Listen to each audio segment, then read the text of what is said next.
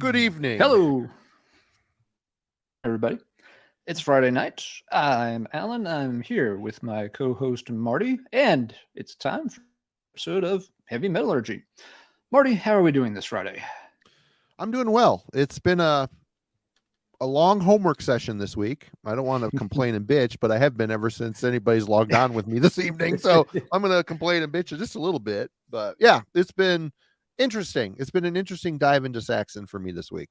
It has. I was going to say, this is the one Friday night while Heavy Metallurgy is going to permit some sax in the heavy metal with a topic that folks have been wanting for a long time. We are going deep into the SAXON discography. One of these sort of legendary veteran bands. It's almost hard to even count the albums. There's about 24 of them. 25 if you include the remake album and the exactly covers. There's a covers album, there's a remake album. It gets dicey, but there's over 20 that we've got to get through. So we are not going to drag our feet on this one, which means the first thing we've got to do is bring in two very special guests who are going to help us navigate all of these waters tonight. Marty, would you do the honors? Yes, everybody remembers our friend King and our friend Darcy. Welcome, gentlemen. Hello. Hey, what's up? Hey, guys. Thanks for joining us on this. This has been in the books planning for a while, and I'm glad it finally all came together. Yeah, it has. Yep, we've been trying to get everybody's schedules lined up. These two guys have been very busy so far in 2023, but we got this night.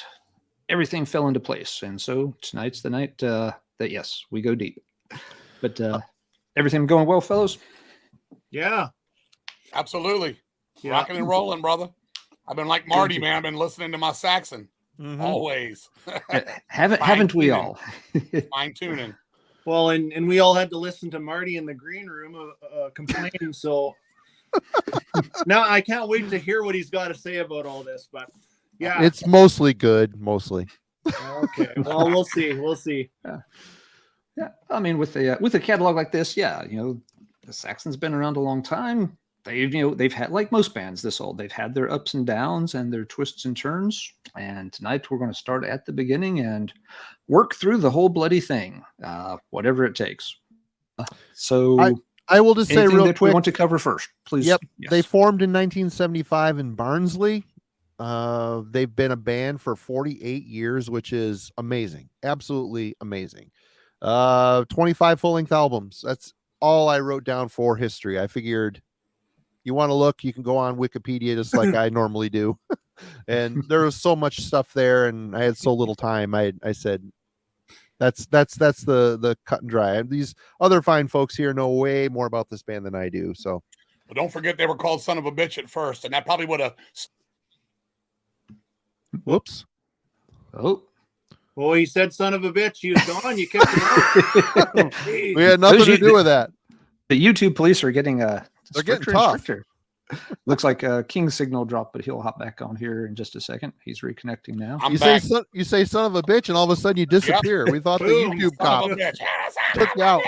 They replaced the swear jar with a broken connection. Son of a bitch, and that would have stunted their growth of those 25 albums. I think a little bit in the sales department probably over the years. Yep. Yeah. Some names are cool when you're just stomping around the pubs, but once you get a little more serious about it, changes have to be made. There's Jason. Yeah, so overall though, there's just 23 studio albums. That's all there's going to be a couple other things we need to mention about this band, and we can show some, maybe call it some key live albums, stuff like that. But sure. But you know what? 48 years, 23 albums. I mean, do the math. That's incredible. Yeah, they've had a pretty consistent output. They're not like some other veteran bands, that took like a big 5 or 6 year gap while the lineup rebooted or anything like that. They've kind of just steadily plugged away through the entire 40 odd years of it. So yeah, they're actually working. They're already working on their new studio album, after Carpe Diem already. So that's that'll be out next year. That's right. The train keeps a rolling, it seems, which is cool to hear. Good for them. I mean, Never heard that. This lifestyle is a dedication, man. It's to be on the road. And I mean, it's pretty much consistently. There's early on they did 2 albums in 1980, but it's either every year or every other year they're putting out something and going on the road. And I mean, they played Traverse City, Michigan, here up north, less than a mile from my house with UFO. I couldn't believe it. I didn't How were go. they, Marty? I didn't go. I am mad I didn't go. It was before I was getting into them. Yeah. And afterwards I'm like, God, it was really dumb, but I didn't want to pay $25 for 2 bands. There was nobody there apparently. So I feel even more shitty for not going. But the fact that they would come to Traverse City, Michigan it's a testament to, you know, the lifestyle and the wanting to get their music, believing in their music and getting out there and delivering it to people. That's awesome. That's the whole point. Come to Michigan for 75%. Yeah. Right. Yep. They didn't even get 10% according to Marty. Yep. But so yeah, my Saxon dive is pretty much in the 2000s is where I discovered them. No, actually, Crusader is the first one I heard. I think I even heard Wheels of Steel. I've never hated them, but you know, I didn't start buying records until the 2000s, and they're fun. They're good. I like them. I like their little more metal side, actually. But hey, we'll get to that. How about you guys? King, we'll start with you. What's your first? My first experience with Saxon was Strong Arm of the Law. There used to be a show called Midnight Metal on DC 101, and they would play these albums in entireties. And I'm talking, I've told you this other podcast, but crazy albums, Baron Rojo all the way through, Tank, Power of the Hunter all the way through back in the day, these bands. And one night it was Saxon, Strong Arm of the Law. They did Denim and Leather next, you know, in time too, but that's what got me onto him. And I immediately just used to tape every one of them because you didn't have the money for all those records back then. And I read Kerrang and I saw their name all the time, and I thought Biff Byford was such a unique you know, British name, and it just worked for me. I mean, right from the start I loved them, and I went out and backtracked. Luckily in those days the first record and the Wheels of Steels were very cheap. They were like almost like forgotten records already. That Strong Arm of the Law was next, and then Denim and Leather was kind of like the first record that came out when I was into them. So that was it for me right from the start. And I've been, you know, I've always supported them. You know, I've loved that. That record especially has got a special place in my heart. Interviewed Biff Byford one time, talked to him in detail about so much stuff. Super nice guy. We played Falcon with them all those years ago. Just a really nice guy. And, you know, I've always had a special place for Saxon. If I could show the laptop around the room, I've got, you know, all the scarves from the tours and stuff, you know, along with everything else, my Ian Gillens and my Accept and all that. Just a very important band for me growing up. Probably one of my best stories for me was the 8th grade dance. We went to the 8th grade dance and they had a DJ. And the DJ at the time was playing, you know, whatever, Kool and the Gang, stuff like that, whatever it was that time. Well, I brought my boombox in there. I had the Panasonic Platinum, which Earth, Wind, and Fire made famous. And I had a tape with a bunch of Saxon stuff on it. And I played Saxon and Iron Maiden Killers all night until the principal threw me off the property, man. Because you're louder than the DJ. And I was like, dude, 20,000 feet, dude, 20,000 feet, you know? Yeah. But that was my first experience with them, and I've kept tabs all the way through for the most part. Yeah, no, me too. Basically, the first thing I ever heard from Saxon was Denim and Leather. I taped the video. I used to record all the Pepsi Power Hours in Canada on Much Music. Much Music. And man, I played Denim and Leather over and over and over. But it wasn't until Crusader came out that I really latched on. And we'll talk about that album too, because there's lots to talk about. But Denim and Leather, it was just like, you know, I wasn't Mr. Popular at school by any means. Nothing. I was kind of a metalhead, outsider looking in type of thing. But that was always playing in the back of my mind. It's like, you know what? I'm a metalhead, and you know, either love me or hate me, it doesn't matter. But Denim and Leather, we had our vests on, stuff like that.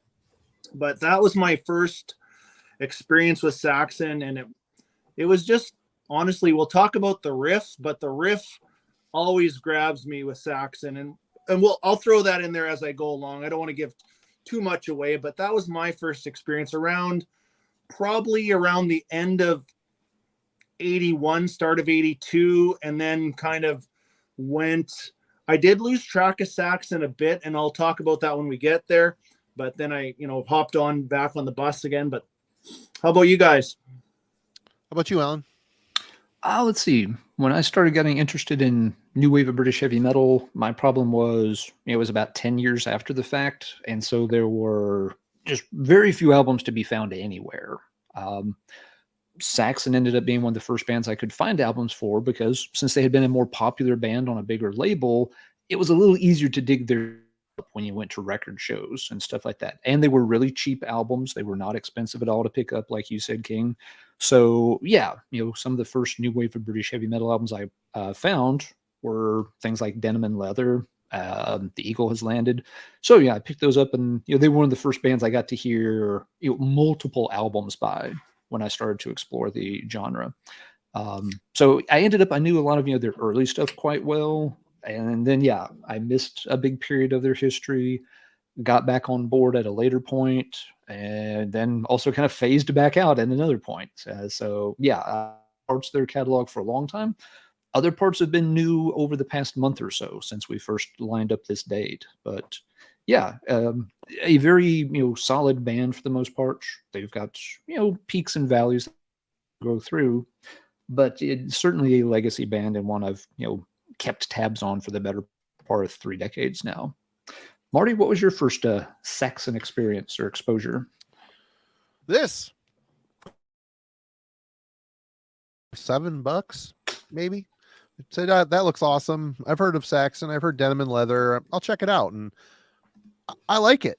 There's a bit of a Man-O-War vibe on this record, but they don't stick with it. There's that's one thing that we're going to talk about as we go here. I noticed listening to bands like this all in one sitting. I was talking to Darcy about this. This is my big thing. You notice formulas as you're listening to a band, casually when you feel like, really just hanging out with a band. Oh, you might pick up on a formula if you hear a couple records, but when you spend their entire life's work in 1 week, little things that might have bothered you about a formula really start to piss you off by the end of the week. But one thing that this band does that bugs me is the 2000s, they kind of shifted into more of a metal feel, like more of a heavy metal, or like Lionheart. I think people considered it more power metal, even though it isn't really. But they got heavier, and the whole album would be crafted as this big heavy record, and then there would be these rock songs that sound like AC/DC would creep up. It's just like, they're saying we gotta give it to our old fans. Well, your old fans aren't going to be peeled away from these really good classic records. The new records they may not be into anyway. You're messing up the flow by all these really cool, awesome, heavy songs, and then here's an AC/DC riff, and here's a song about rocking. I mean, you've been doing this for how many years at this point? I'm sick of hearing about you rocking. But anyway, yeah. Burial Ground, I think. This is the second album I picked up. Killing Ground. Love this record. My favorite of theirs, actually. But we'll get to that. So yeah, I mean, I'm really super late in the Saxon world, and I'm bitchy about it, but there are some records in here I will buy because there's some good shit in here. The classics, the early classics for sure, but even in the 2000s, there's a couple that I really like that I'm like, I'll come back around on this here after the cooling down period of this homework session cools off. But yeah, so that's it, and we should maybe get started. And King, we'll start with you. We're going to start with 19. Well, let's start with Darcy's got the album, so okay, we'll start with Darcy. Let's line up to start with Okay, Darcy's. D before K, Marty. What? D before K. That's right. So yeah, here's their debut, 1979. I guess I didn't know this album when it came out. Obviously, I got into them a little bit later, but going back on this one is not something I go back on too often. But there's some good shit on here, and I'll name a couple of tracks that I just absolutely love. Backs to the Wall. But my favorite track on this early debut Saxon album is a song called Still Fit to Boogie. And it sounds exactly like that title. It is still fit to boogie. It's boogie, rock and roll type of, not boogie style, but you probably heard the song, but great album. But not the Saxon that I love. We're going to get into that really soon. And we'll turn it over to King. What do you think about this one? The music on the album doesn't match the artwork. Not at all. That's something as a kid, which just didn't happen with this, but as a kid, you'd buy Molly Hatchet records. You go, man, this is going to sound heavy as hell. Yeah. It was cool, but it wasn't what you were Curse you, Hatchet. Yeah. And as I said, I started with Strong Arm of the Law, and that first record sat everywhere for like $3.99. It was so many copies of that damn record everywhere. When I went back and I basically bought that in Wheels of Steel the same day. This record for me, nothing really stands out as incredible on this record, but I can see the groundwork. It's almost got it not as cool as the early Judas Priest when they were kind of starting and finding their way, kind of like, shaking their feet around and just getting their, in the water. I think Still Fit the Boogie is probably the best tune for sure. I mean, I think to look at I played this one. This was the last thing I played before we came on the air. I still stand by that one. Backs to the Wall is probably my other favorite one. I'm sitting here kind of getting my notes. I don't go to this record too often. I also think it's also cursed with one of those things where it's that debut where it's kind of played safe. I think some of these songs on the old live tapes, they sound better. They're more intense. It's kind of like they're just kind of like playing it safe, which I had considered, say, the first Kiss record. I think Iron Maiden played it safe on the debut Iron Maiden. It's just not as intense as I want it to be.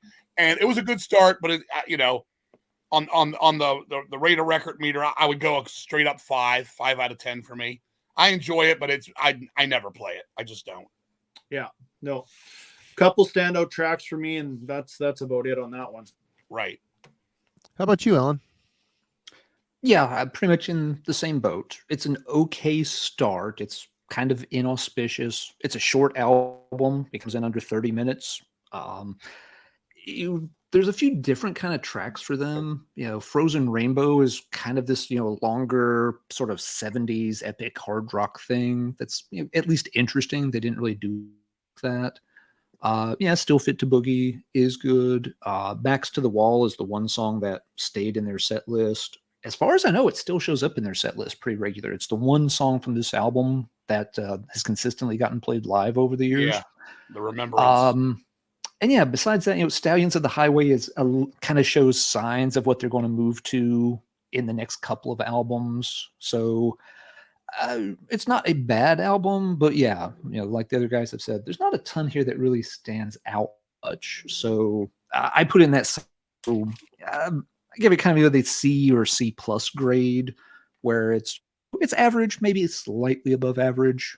But not one I go back to and play very often at all. It doesn't have anything essential on it, but it's at least interesting to see where the band started out. So, Marty, what do you think of the first Saxon album? I'm going to be living off notes tonight. I was smart, and as I spun each of these for the first time, I jotted a few things down. But I started off giving this one a B-, which is kind of favorable. It's hard and heavy, not metal. It's kind of street rocky in a way. It's just well written and sounds like it was very much conceived and recorded in the 70s. Nearly distortionless guitars, very live, roomy sound. I thought it was a good start. I think it's a good start. Is it stereotypical new wave of British heavy metal sound? Nah, it's not. It just sounds like a 70s heavier rock band that generally would have been kind of swept under the rug if it wasn't for their location and what kind of exploded afterwards. And their albums got progressively better from this point moving forward. But for a start, B-. I like the sound of it. I like Biff's vocals on it. Very much a 70s record. Very much a 70s. So there's probably a lot of stuff written here when they were Son of a Bitch, and it just kind of stuck, and that's the way it, But Darcy, what's next? Well, and if we're giving it a grade, personally, I'd give that one a 5 out of 10. I went the class grade. What's next? And I don't know. I think I got kind of a vibe from King that we might be on the same page with some of this stuff. What's next is Strong Arm of the Law. So that was King's intro. To me, there's a trifecta of 3 albums coming up here that are absolutely superb, top notch. But here's Strong Arm of the Law. So that one was April of 1980. Those, those were the days where you got Saxon and Kiss and pumping out a couple albums a year. Yeah, I know they're short albums, but they're still phenomenal. There's just no way to put that. But the one thing I wanted to mention before is, personally, I hold Saxon up there with Maiden and Priest. They're in my top 3 or 4 with Maiden, Priest, Accept, stuff like that. That's where I hold these guys, just so if anybody wanted to know that. But Strong Arm of the Law. So this is I also have a Canadian pressing, and I don't know if you guys are King. Did you know the track listing was all fucked up on the Oh yeah, Canadian they one? changed it around a couple of times. Absolutely. Yeah, so the Canadian pressing, which I actually, have you seen this black cover? Yes.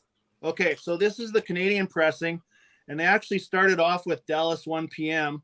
That's how they played on the radio when I recorded it, just like you're showing me now.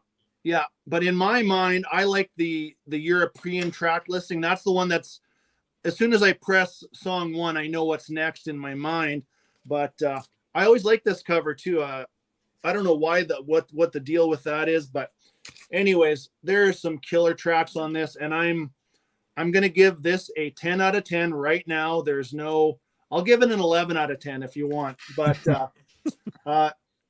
to start off an album with a track like Heavy Metal Thunder, it just absolutely sets the pace for this album.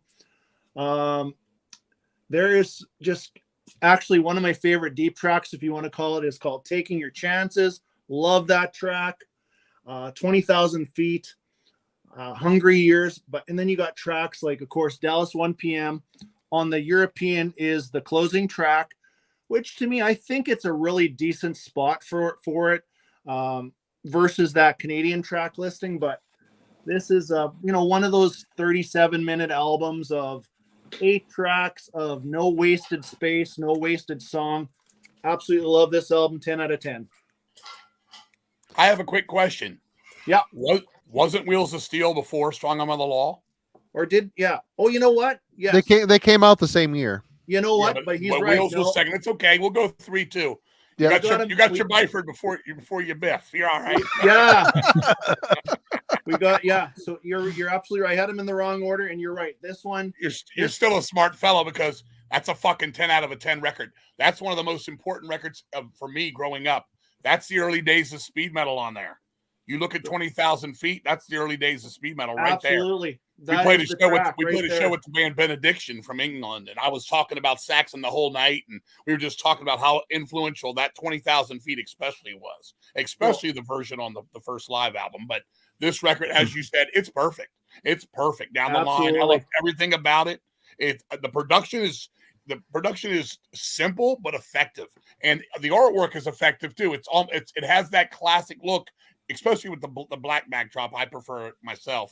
Yeah, actually, I do too. And it has like that Judas Priest British Steel, where it's something instant. It resonates with your mind. That was played all over our radio back then. I mean, Dallas 1 p.m. was actually played on our radio station all the time, and Strong Arm of the Law. Both songs had a bunch. Sixth Form Girls, one of my favorites. It's more of a deeper cut. Something about the melody in that, they just got it. Biff just really sang his ass off. They played such great, simple but effective leads and rhythms to everything. Yeah, that's a must-own. That is an 11 out of 10. We're on the same page, my friend. And Hungry Years just chugs along so. Oh nice. Yeah, it's a rock and roll grinder. So I apologize for getting those backwards. So this actually, Strong Arm came out in November, and we'll do this next one after. But go ahead, Alan. All right. Yeah, this one, agree with both of you. It's one of their best albums, if not their best album.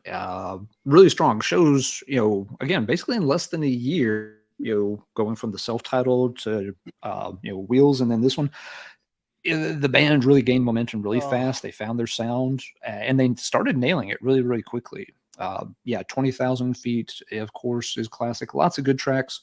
If anybody's wondering, where did it go here? Sixth Form Girls, that would be the British equivalent of like 17, 18-year-olds. So it's okay. It's not that creepy. It's Saxon, man. Give it a break, man. They're not talking about like 10-year-olds or something there. Just For folks in the U.S. who Maybe are go to wondering, like, boarding school what for is a 75%. sixth? Yeah, for folks in the U.S. wondering, what's a sixth form girl? It's basically a senior in high school. That makes it better. If they're 18, that it's technically illegal. There you go. Yeah. But yeah, this album I think benefits too from having a really good production. It's very loud. The guitar sound is really sharp. So it adds even more force to these songs. They're really in your face sound. Yeah, it's kind of classic Saxon. For me, the personal odd note on this album is that this was the one I couldn't find in the early days. That basically I worked around this album and got all the others and didn't get this one until later. For whatever reason, this was just the one album that never would show up at a record show when I was originally hunting down new wave of British heavy metal stuff. But yeah, it's still a great album. Probably A- kind of album. Maybe there's a something to ding a point for here or there, but it's an 8 or 9 out of 10 easily for me. No issues at all. 11. 8 on an 8. What did you say? A-? I said probably 8. Probably Did like you run out A-. of ink or what? Come on, sharpen your pencil, man. Yeah, I'm a tough grader. We don't grade on a curve here. No. But yeah, it's a classic for sure. Marty, your take on this one? I as well gave this an A-, cheating off my paper. I love the I love the tight and dry feel of the production. It sounds like a new wave of British heavy metal album should. From the streets, great metal attitude, ready to fight, great flow and great writing. Great energy on this record. And I would say that's one thing. Once you get into the 2000s, there's no doubt they're prolific writers, but they start to write a lot of records that kind of sound the same. And they start to write a lot of records that don't deviate from a tempo, which makes a record hard. If there's no peaks and valleys in the record, it tends to drag. But this early on, Strong Arm of the Law, perfect, well written, well paced, love it, good stuff. Darcy, what's next? All right. Or What's supposed to be in order? What's Okay. that? Prior. All right, we're back. We're gonna be back after this. Sorry about the fuck up, but so this Wheels of Steel is actually their second album, first to come out in 1980. Then Strong Arm in the Law, 6 months apart. Now this is absolutely part of that trifecta that I'm talking about. Okay, you're gonna see a similarity in the cover that we just saw, this cover and the next cover. Trifecta. This is another 11.5 out of 10 album for me. Or actually, no, an 11. If I had to choose one, I would probably go back to Strong Arm just by a hair, but not much. This is just a same producer, or what's his name? Not that it matters. Pete Hinton. And Saxon is notorious for doing a lot of their own production work and getting in there. And you'll see throughout that, but another absolute, there's not a wasted song on here. And the one thing you guys will see, or maybe have heard, and I know King knows, these lead-off tracks from on most Saxon albums absolutely set the pace. Motorcycle Man, superb, great song. Of course, you have 747, Strangers of the Night. That one was played a lot on a lot of our radio back in the day too. Great track. Wheels of Steel, classic. And I'll mention one more. My personal favorite deep track on here is called See the Light Shining. Great song. Wheels of Steel, 11 out of 10. All right. Kingsley. One thing before we go on. In the song Sixth Form Girls, it's the girls that go a-looking. It ain't the guys that come a-coming. Everybody playing along at home. It's the girls meet the boys. They're staying out all night, okay? Just remember that. Okay, Wheels of Steel's damn good record. It ain't a perfect record for me. It's, I started with Strong Arm, and I went back, and this was the second album I heard. I bought this and the debut the same day. 747 might be the best Saxon single of all time. It's an amazing song. Motorcycle Man is an amazing lead off. It's an amazing live track to open up shows to. It still stands the test of time. It's vicious. You cannot forget stuff like Machine Gun either, which is, used to be the closer as well around that same time. Yeah. Phenomenal. All of it doesn't work for me so much. Susie Hold On, I think actually was better later on when they redid it. Yeah. I like this record. I would say for me, it's about a 7.5 out of 10. The production's definitely a step up from the debut. You definitely got more of a vibe that these guys are coming with a more heavy metal attack. The 70s was coming out, and they were just getting into the tip of the early 80s, where it could have gone a lot of ways. You look at bands like, say, Judas Priest, where it was that I don't want to say new wave. Uh-oh.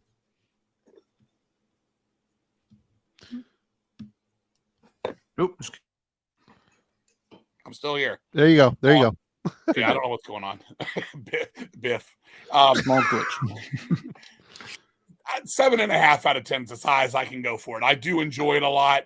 I don't think they're not there yet. And when they got to Strong Arm, they were there. But 747, the best single of all time from this band for me. Okay. Good choice. All right. Alan. Let's see. For me, folks have named the best tracks. I think 747 is undoubtedly the best single. It's my favorite Saxon song, no doubt. I love that one to death. And King named most of the other ones, and Darcy did too. Motorcycle Man's a great opener. Machine Gun, absolute classic. So, even stuff like, Street Fighting Gangs, still fun and cool. This was an early one for me. I would put it up there right beside Strong Arm of the Law. So, pretty much same tier. Strong Arm might be a hair better overall. Again, I just have a little more nostalgia for this one. So that kind of makes up the very, very minor difference between the two. But I'd still go, an easy like 8.5 and out of 10. So B plus, A minus, without any hesitation. And the jump forward from the debut here is really noticeable. Like King said, they're very much now a heavy metal band. There's not a lot of traces of any 70s hard rock hangover left about the band.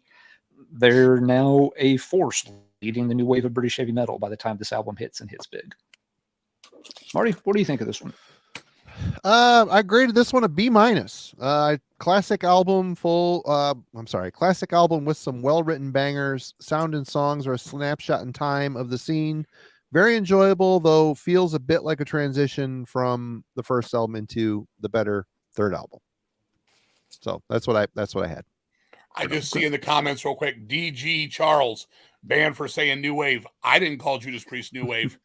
Glenn Tipton said they were dabbling with new wave on Point of Entry. That wasn't my thing.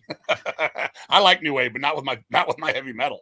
The less said about Point of Entry, the better. But that's for another night. I like that album. I know, hang me, but I like that album. Hey, that has two of my favorite Priest tracks, Desert Plains and Solar Angels. Yeah. And Solar Angels. You know it. It's nice. Sometimes I bought that record late. I mean, I'm late to Priest, but hearing a bunch of songs that aren't hits, it makes you appreciate them a bit more. And that's kind of where you get these albums and all the hits, you've heard it 10 million times. It's like, I like the deep cuts. I gravitate towards those deep cuts for a bit of a refresh. But anyway, Darcy, where are we at next? Hey, speaking of Point of Entry in 1981, here we go. Fourth studio album, Denim and Leather. This is my personal favorite, number one.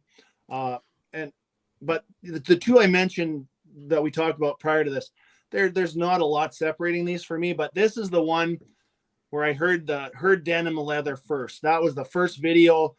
Like I said, I watched it over and over. So similar kind of artwork with the crest, and this time you got the eagle, which is well represented in a live album that we can talk about yet too. But I think, what is this? Is this the last album with Pete Gill? Yeah, I think it is. Or maybe it isn't. But anyways, lead off track again, Princess of the Night. Here we go again. Great lead off track. And ending with Denim and Leather. And there's some good shit in between too. A couple of my favorite. Oh, of course, and the band played on. Awesome track. Midnight Rider, Fire in the Sky. Rough and Ready. That's Rough and Ready and Play It Loud. there's just not much for weak tracks on this one either. So this is so between the time of Wheels of Steel till Denim and Leather, 3 albums, 17 months, you guys. That's the time that elapsed that those 3 albums came out. So to me, I don't know of many bands that have done that to this degree of greatness, in my opinion. But yeah, love Denim and Leather. So what do you think, King? I think it's a damn cool record. It's a step down from Strong Arm. It's not perfect. I thought they had a little bit of dabbling of sound and Southern rock on this one a little bit. Never Surrender has a little, has a little bit of Molly Hatchet to it. At times, it's about Molly Hatchet. Princess of the Night, one of their best singles of all time as well. A must sing along at every show. That was a radio hit in our town. That was definitely played back in the day on old DC 101. Deceased covered Fire in the Sky for a Saxon tribute. And it's so cool because that middle part, it deliberately falls apart where they're just wanking whatever the hell's going on. That whole song just stops the arrangement in the middle of it. So that was pretty neat and different for Saxon at the time. I thought the production was just a slim little bit, not as good as Strong Arm. There's a little less bass to it, I thought, on this record. Biff was strong as hell, carried these simple riffs. He just knew where to put the melody lines and knew what to do with it. Of course, the title track is an anthem for all time. That's up there with, all the classic heavy metal anthems. Midnight Rider was a cool tune. That was, again, a little Southern rocky. It was that time when, you kind of had that crossover. Some bands, including stuff like Iron Maiden, had stuff like Twilight Zone, where it was like Blackfoot and stuff. They had some of that for this one record. They didn't seem to follow this through, but on this one record, it was like that. I would say this record for me is about an 8. It's about maybe an 8.25 for me. It's not perfect. I liked the album cover when it had the original sleeve had kind of was going for the denim kind of look to it. Yes. It kind of took that away from it, but it's damn good record. Damn good record. Just a step down. Strong Arm is my favorite, so everything's a little bit under that, even if it's high on my liking type of shit. But cool, very cool record. Very, very, very cool. And to me, that's the record where they kind of took off in America a little bit. It was kind of like Princess of the Night was the first time that really people knew them. Yeah, that's when they got their foot in the door. Absolutely. Alan. Yep, pretty much on the same page. Still a good album, but yeah, a step down from the previous 2 albums, but not a big step. Pretty sure this was the first one I ever got. Yeah, almost certain this is the first Saxon album I was able to get. I've got it on a cassette, in the $3.99 bin at some record store at a mall. Agree with King again. Princess of the Night, standout track, not just for the album, but in their catalog. Rest of the tracks, yeah, it's a good selection. Maybe not as many of the top-notch tracks that are completely embedded in your head. Denim and Leather, of course, is the standout sing-along. A fine album, maybe just not quite as strong, as the, but it's still a solid kind of 8 out of 10, solid B rank kind of album here. Nothing wrong with Denim and Leather, except that it's just not quite as good as the 2 that came before it. Marty, where do you put this one? Marty, I just wanted to say, when he was saying a couple of the tracks aren't as good, Biff kind of carried some of those tracks that could have been kind of like substandard filler, but he made it work. Biff kind of, this was Biff's really shining, really stepping up with those melodies from here on out with the Saxon. So I just wanted to add that to what he was saying. Absolutely, and you nailed it with Biff and his melodies. He's killer. I mean, he takes a simple, just one chord, boogie rock riff, and he can turn into what he's done. I mean, we've already mentioned 2 of the greatest songs in new wave British heavy metal history with 747 and Princess of the Night. I mean, those are legendary tunes. Right. And I'm really glad to have you guys on this because, I mean, A, I wouldn't have been doing this without you, and B, there's so much music to process this week. I kind of just took these albums in as a whole. There's no differentiating tracks other than stuff, obviously like Denim and Leather, hits you've heard a million times, but getting to Denim and Leather, I don't know, man. I thought the production was where the album before it had a really good dry production. This one was starting to get a little thin, very typical sounding. Not enough bass for sure. Yeah, very typical songwriting. The formula and lack of edge makes these songs boring to me. C-. That was my notes for this album. So there you go. C-. Boring. I said it. The hate begins. Let the garbage come flying. I'm ready. I'm ready. Okay. I'm ready to duck. Okay. Darcy. We'll talk after this is over. I was gonna say one of his favorite albums I just called garbage. So Maybe. No, Darcy is going to take away your denim and or your leather, sir. that's right. Be The prepared to denim- make a the older choice. and fatter I get, the denim chafes. So that's fine. If I would have got a C- in school on a steady, I would have been doing really good. So, before we get going, we got to mention this, okay? One of the greatest live albums ever recorded. This is up here with Kiss Alive for me. This is up here with, I don't know if King probably loves Accept Staying Alive. That is one of my all-time favorite. We got to talk later, but if people have not heard this and they want a snapshot of, there's nothing on here from the debut, but Strong Arm, Wheels of Steel, Denim and Leather are all represented here with, like I said, one of the best live albums ever. So I just got to throw it in there. Oh, yeah, absolutely. And those versions of the songs we love are even better on there, man. There's so much velocity and intensity in that band playing. Energy. When they bring it energy. home and that medley into Machine Gun, oh, man. Oh, yeah. It's And great. like you said, Motorcycle Man, perfect intro. yeah, Yes, they, one of the best live albums of all time, for sure. Yeah, they ended this one with Machine Gun too. Yeah, just the pure energy on here. Go and check that one out if anybody's missed out on that one. But all right, next up is 1983 Power and the Glory. So actually this is, I was thinking, this is the first one with Nigel on drums. It So is. you know, and you know what? The one thing I got to throw in there, guys, too, is, and it's no secret, Saxon didn't have those good looks and things like that. They were really riding high on what they could play and do. Okay. Some of these back cover, they look like a bunch of bikers going bald, things like that. But it really goes to show you that it's the music that matters on this stuff, not what somebody looks like. So anyways, first one with Nigel. I don't know, King, are you familiar with the North American version of this versus the track listing? It's a little different. Well, Susie Hold On wasn't on some of them, right? Susie Hold On was the re-recorded version put on in place of Midas Touch. Right. It switched Now, them out.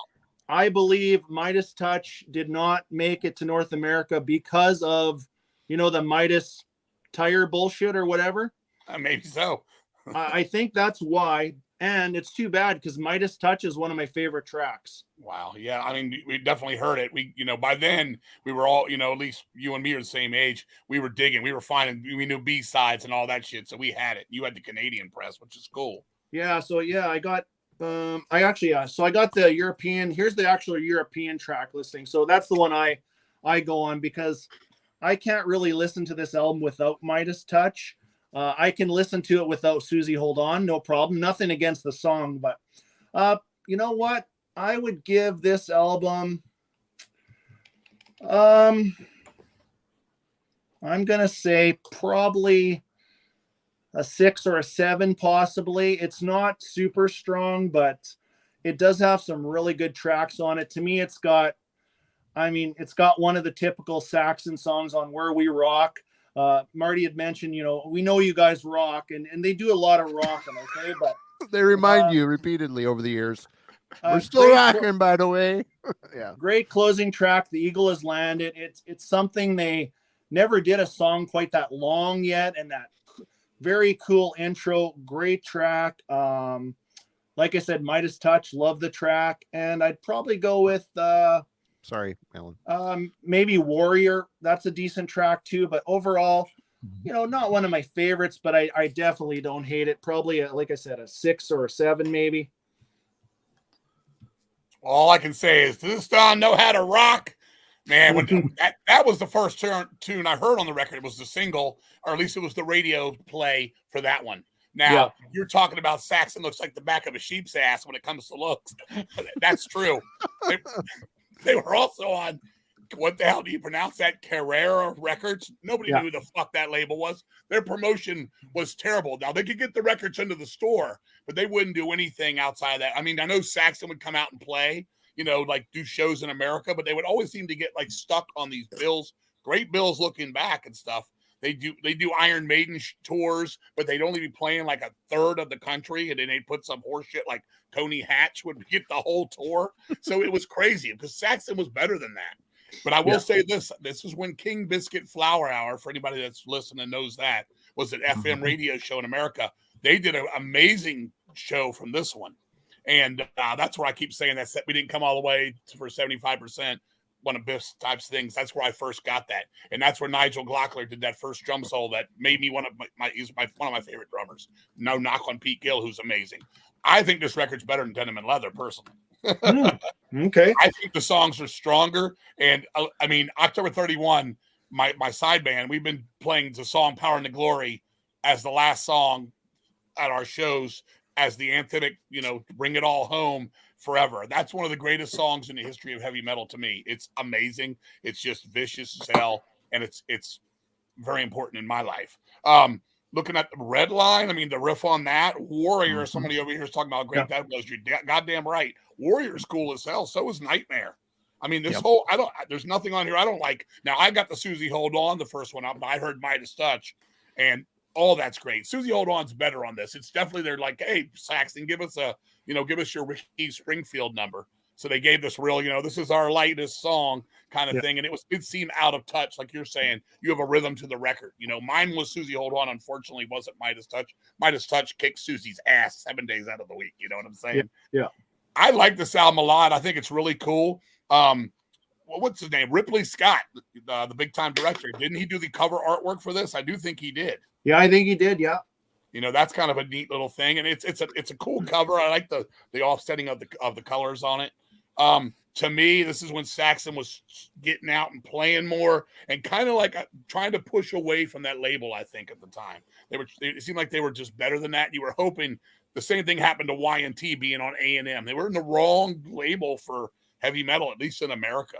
It was bad, but the record was fantastic. I love it. I give this one a 9. I really like this one. I think it's really cool. I like the production. As you were saying earlier, Marty was saying, like, I agree. The last one before it was thin. This one had a great sound. The Eagle Has Landed. It's great. Man, the bass on that and the hovering over it. Phenomenal. I mean, I think if there was any low point on here I had to pick, it would probably be Watching the Sky. Susie Hold On remake. But it's still good. I mean, even Susie Hold On's cool, because, after interviewing Biff and him telling me the story about how he was just really big into this pop kind of stuff and things like that, I get it. You know what I'm saying? But Midas Touch is the tune. Those 8 tracks minus Susie's fine by me.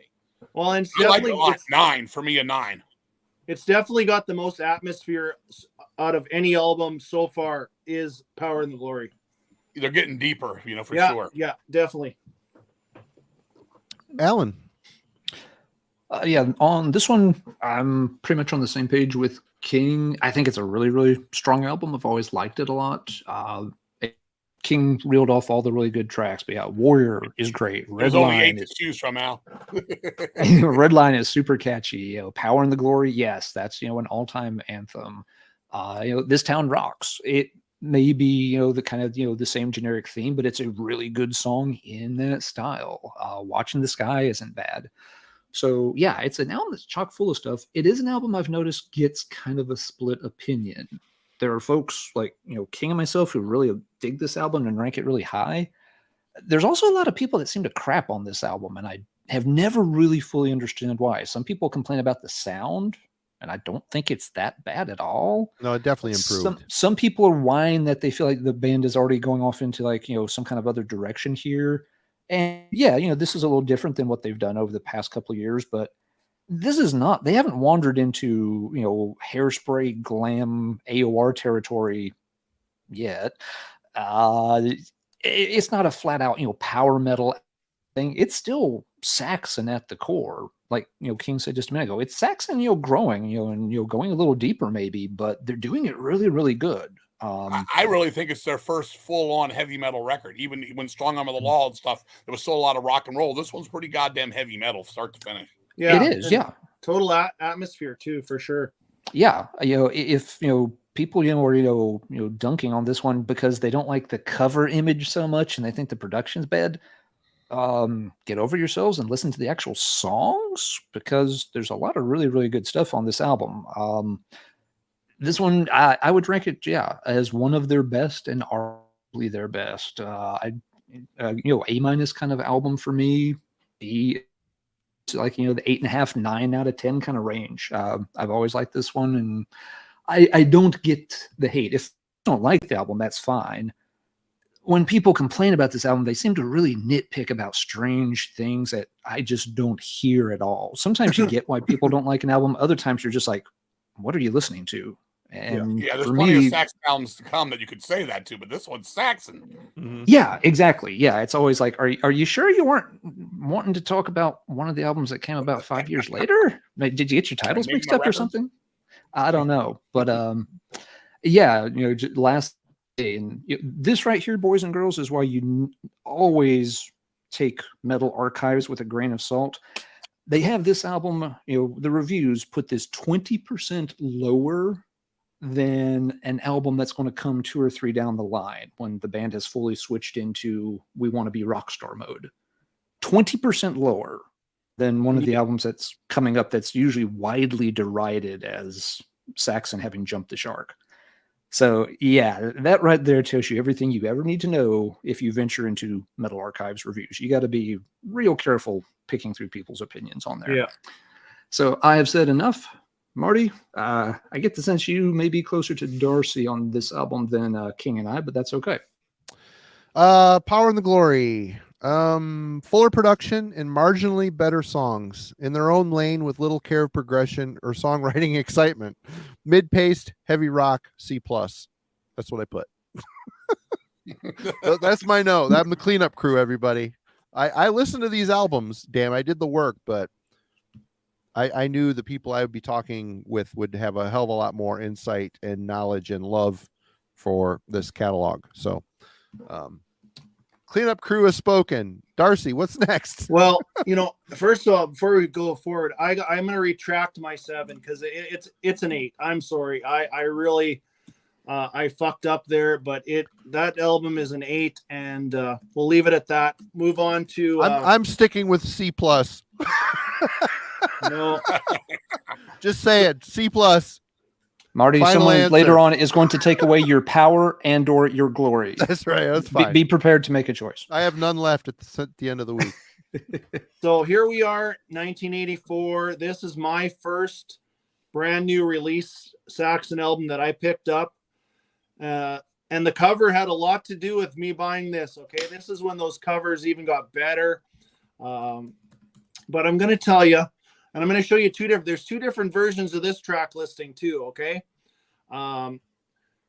King, do you remember which the leadoff track was that you're used to? That album, did it start off with? It was Sailing to America. It was That's what I have. Sailing to America. So this is the North American track listing. In Europe was Crusader Prelude right into Crusader, as it should have been.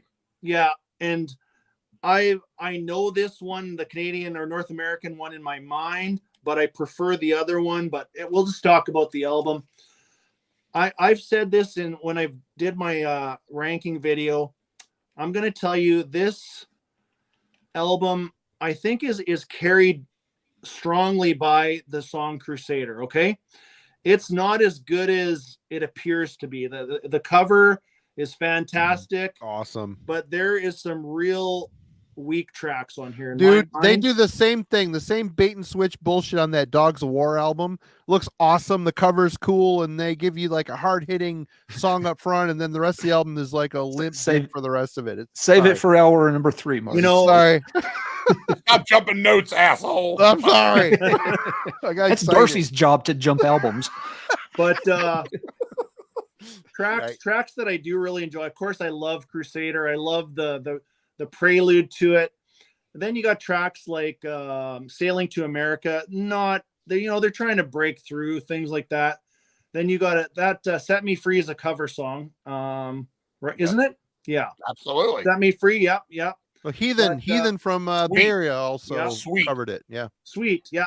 That's the but best one song of my- on the album, too, by the way. That Set Me Free song is the best, in my opinion, the best song on this record. But anyway, go ahead. It's a good track too, but I like Just Let Me Rock is probably not Marty's favorite track, but I love that track. Just let him rock. Let him Yeah. have Take it. his notes. Again, driven by the riff, lots of riff driven stuff with Saxon, but I'd say this one is, like I said, it's you got a song like Crusader that really brings this album up, and then you got some filler on here, but overall I would still give this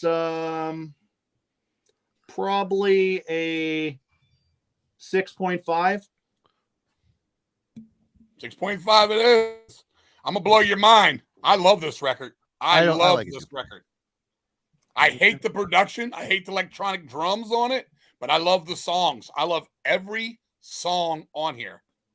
Any order, anything. It's the one time they did it all and they did it right. It's for me, where they tried to do the ballad, they did all that. They did the epic with Crusader. They did the melodic Sailing to America. A little bit of What You Fancy. I love that tune. I love Bad Boys Like to Rock. I mean, even though some of the lyrics are stupid as hell, I don't care. Saxon always has stupid lyrics at times. Doesn't matter. Even if a piece of paper was, what all that shit.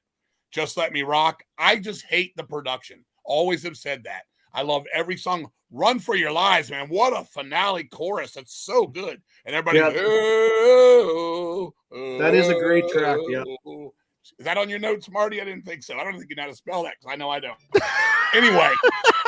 I can't even read my fucking notes on this one. Oh, if go ahead. Crusader starts off the record cool, if Sailing to America, I don't care. I like it all. I play this one a lot still. I hate the production. I hate the fucking electronic drums, but I love the songs. And when they play them live, they're fucking great. I've seen them play a bunch of these tunes live on shows, man. I've had a blast at them. I'm going to give this album, I'm going to put about an 8.5. 8.5 for me. I can't go perfect because of the production, but it's one of my favorite Saxon records. It may throw everybody for a loop-de-loop, but I really like it. Always have. Just let me rock. Rock. Yeah. That's a great track. All right, Alan. I'm on Team Darcy for this album. It's not a terrible album, but it does feel like the songs are getting a little more generic. Like you said, Darcy, it feels like they're trying to break out here a bit, and the timing, it kind of supports that. 84. You've already had Def Leppard has broken big in America, with a big album and a big sound. And let's face it, there's a lot of pressure being put on other bands, on some of these slightly bigger labels to, hey guys, why don't you sell as many albums as those guys? Why can't you be on the radio all over America like those guys were? You're part of that whole scene too, right? I don't know for a fact that there was pressure put on Saxon or that there was a mindset they're in, but it feels like the songs here are, Sailing to America, Def Leppard, Hello America. There's circumstantial evidence here. What about their Van Halen overtones on this one? Van Halen is definitely a band that Saxon was looking to as well. Absolutely, that's a good call. I would say more Van Halen than Def Leppard-y, but I don't think. Oh, sorry, I did not mean they sound like Def Leppard here. Just that Def Leppard's success. They're from Britain. Yeah, Def Leppard's success, out of the new wave of British heavy metal scene was, a thing for others to kind of feel pressure, maybe. And I agree with Darcy. The big epic title track. I think a lot of people rank this album a little higher based on liking that track in particular a lot. But when you get past that, I agree with Darcy. There's some kind of filler stuff on here. Not horrible, but definitely my least favorite since the debut. This one I would have to go probably C- on. So it's you're not a bad record, but you disappointed me a little bit. That's where I'm at on Crusader. Marty, where are you at on Crusader? Well, I gave this one a C+. This is the first Saxon album I ever bought with my own money, and it is not a consistent album. There's some like the title track, the feel and layered choral chorus has a Manowar vibe, very much so. Second track, more upbeat, nice to hear more energy, vocal layering, New ideas in the vocal layering adds texture to the album. It was first time hearing it set me free. The first time I ever heard that song was on the Heathens Breaking the Silence. I love that song. And hearing, I see, I didn't know it was a Sweet cover. I never read the stuff. So I thought it was just a Saxon song. Don't let But John Gallagher from Raven come out here and whoop your ass. They whoop my ass all over the place. But it's a great song, and it's cool to end side 2 with that track. It's different than the rest of the album, but it's a great song. More rock and riffs. The rock songs detract from the progress and drag the album down a bit. Oh, there's a lot of the word using of the word rock on this one for sure, man. There's a lot of rock. They're up there with Grim Reaper for hell. Yeah. Grim Reaper rock you to hell. Rock They you rock to hell. See in hell. Yep. Saxon's like, did somebody say rock? All right, Darcy, what's next? I think we're taking a little soiree into the 80s with this. Yeah, we're still in the 80s. We're in 1986. Yep. Shit's about to get real. Is it 85? Innocence is no excuse. This cover was always intriguing to me, even when I bought it when it came out. But this one, maybe I'll throw a shocker out on this one. I love this album. I'd easily give this an 8. It drops off a bit on the B side, but I love the production on this. It's got kind of a really cool atmosphere. Call of the Wild, great song. What was the first? Rock and Roll Gypsy, great track, love it. Call of the Wild, Broken Heroes is one of my favorite tracks on this album too. Yeah, still got the basically the original what I call the classic lineup. Devil Rides Out, great track. It drops. Yeah, there's a couple tracks on the B side. Everybody Up, Gonna Shout. Give It Everything You Got closes out, decent track too. But overall, I really do enjoy this album, and I'll stand by my 8. Well, you have to stand by my 2 then. This is number 2. This is number 2 to me. I cannot stand this record. This is when Saxon to me just became sissies. It stinks. I don't like. I'm looking here at the track listing. I mean, Back on the Streets might be the only one I could even stomach. This one, I was actually playing this one the other day, and my wife's like, "What the hell is that?" And I was like, "That's Saxon." She's like, "That's not Saxon." I said, "I know, but it's Saxon." I think this is when they fell hook, line, and sinker for me. I don't like anything about it. I can't say anything good about it. It's one that I will never play. I'll never play it. It just comes and goes. They're very, very commercial. It's very blah. Some people love this stuff. I'm seeing some people over here that really like it, but it's the same thing as people will say, well, King, you like Crusader. I thought that had the songs, just not the production. This one doesn't have the songs or the production or anything that I could enjoy about it. I mean, even Nigel Glocker, I'm not even sure he showed up. It was so bad a worm didn't even show up in the apple, man. Not for me. A 2 for me. Well, she ate the worm first. Anyway. Yeah, worm's gone. Now we're back to 6 Form girls. Yeah, we are. Alan. Yeah, this one's a real controversial album. There are some people who seem to love it to death, like Darcy, and there are a lot of people that can't stand this one. I hadn't heard it in ages, so I kind of went in blank slate and gave it some spins over the past month since we agreed on the topic for here tonight.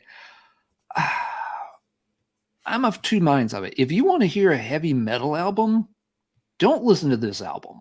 This is not a good heavy metal album. On the other hand, if you want to hear a mid-80s hard rock album, you could do a lot worse than this one. Then Innocence is no excuse. The band is, I think, very much, trying to go the more commercial route. Tons of bands from their era were doing it.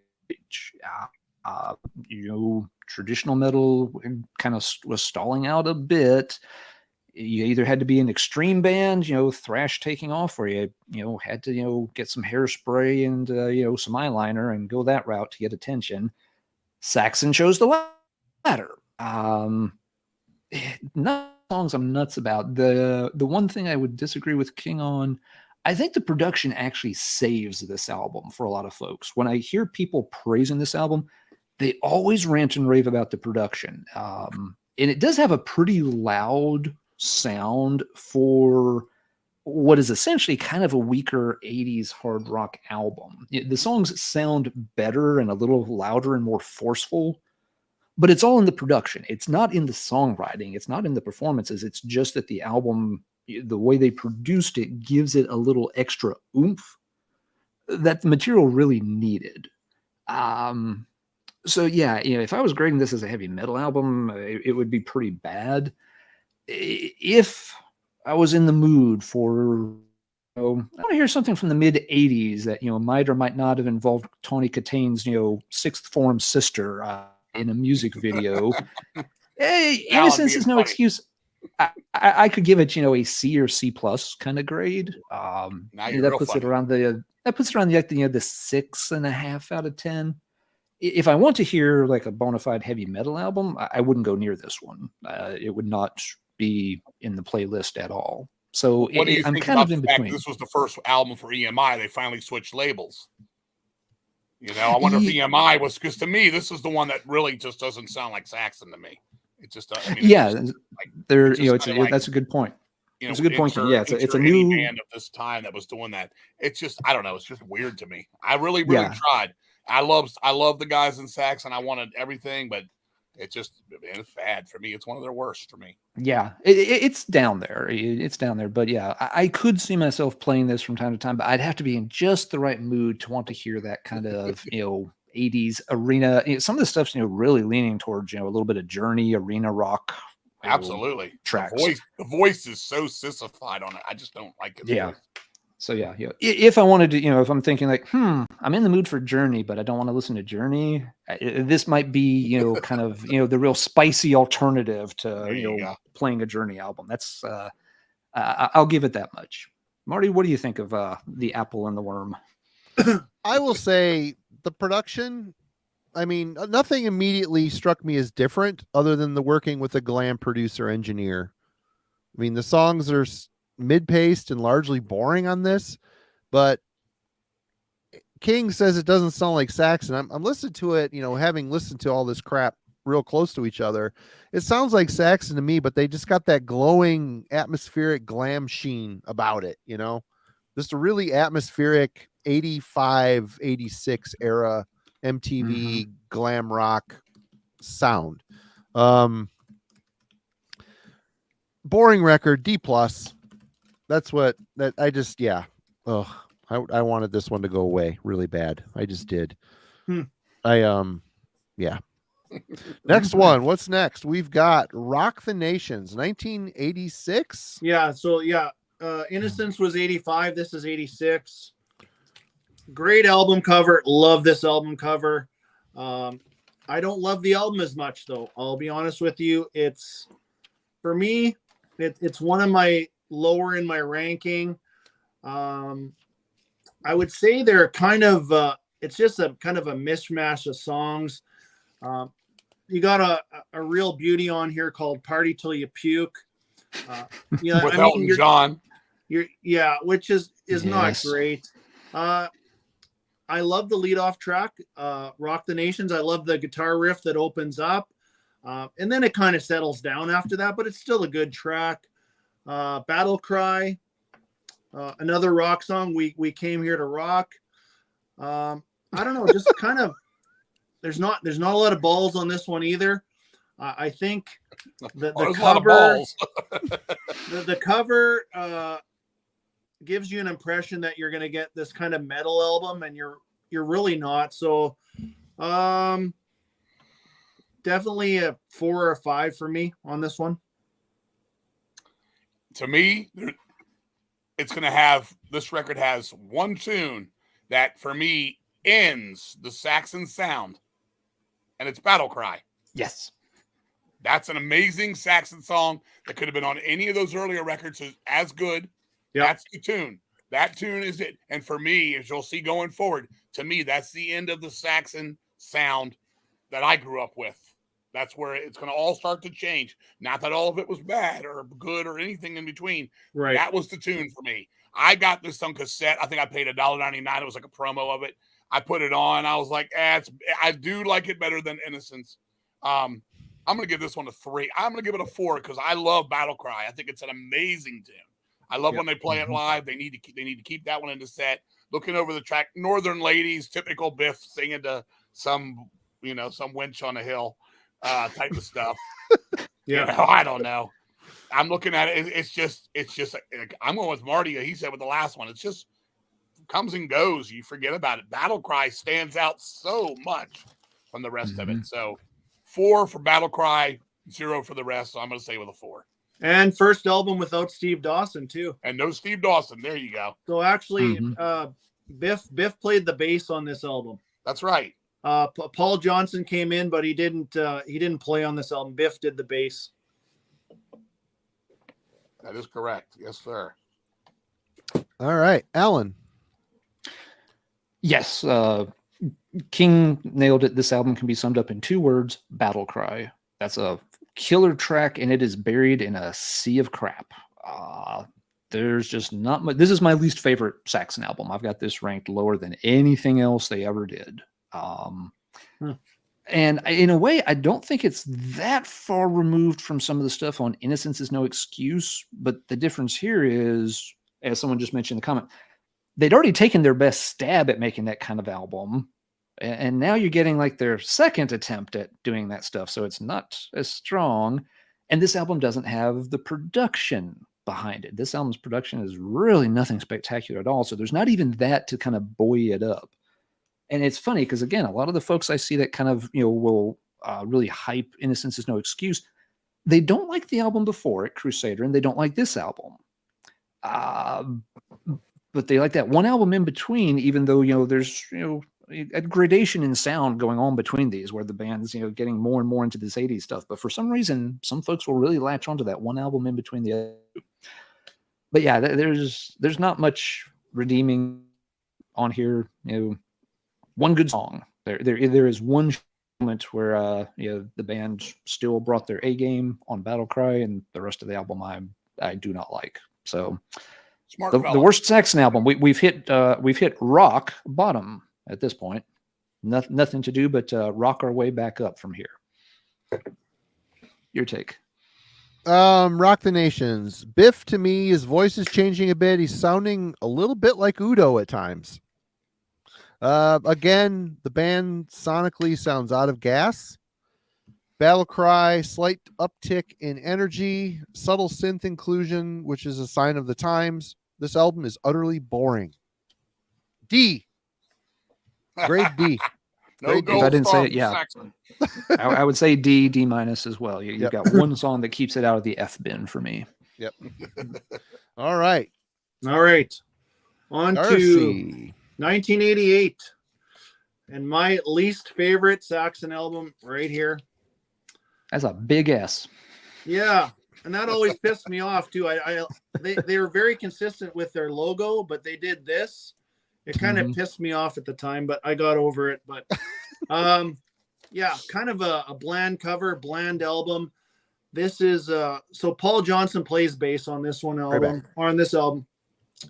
This is really their attempt at just, I hate to throw the word glam in there, but I'm going to throw it in a little bit. Okay. That's fair. And this one, I'm going to tell you the best song on here for me is actually a cover song. Ride Like the Wind, Christopher Cross cover. I like the song, but there's a couple, I don't know, I'm not going to say shining moments, but I really like the track Jericho Siren. And just not a whole lot here.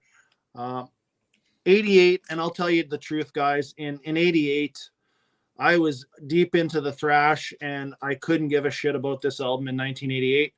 I probably bought it for $2.99, the cassette version, and probably listened to it through 2 or 3 times and shelved it, got back to my Anthrax, my Metallica, stuff like that. So, not high on my priority list, this album. For me, I like the Christopher Cross original. I don't like Saxon's version at all. I don't like the way Biff sings it. And me and him had when I interviewed him, we had a 10-minute talk about that.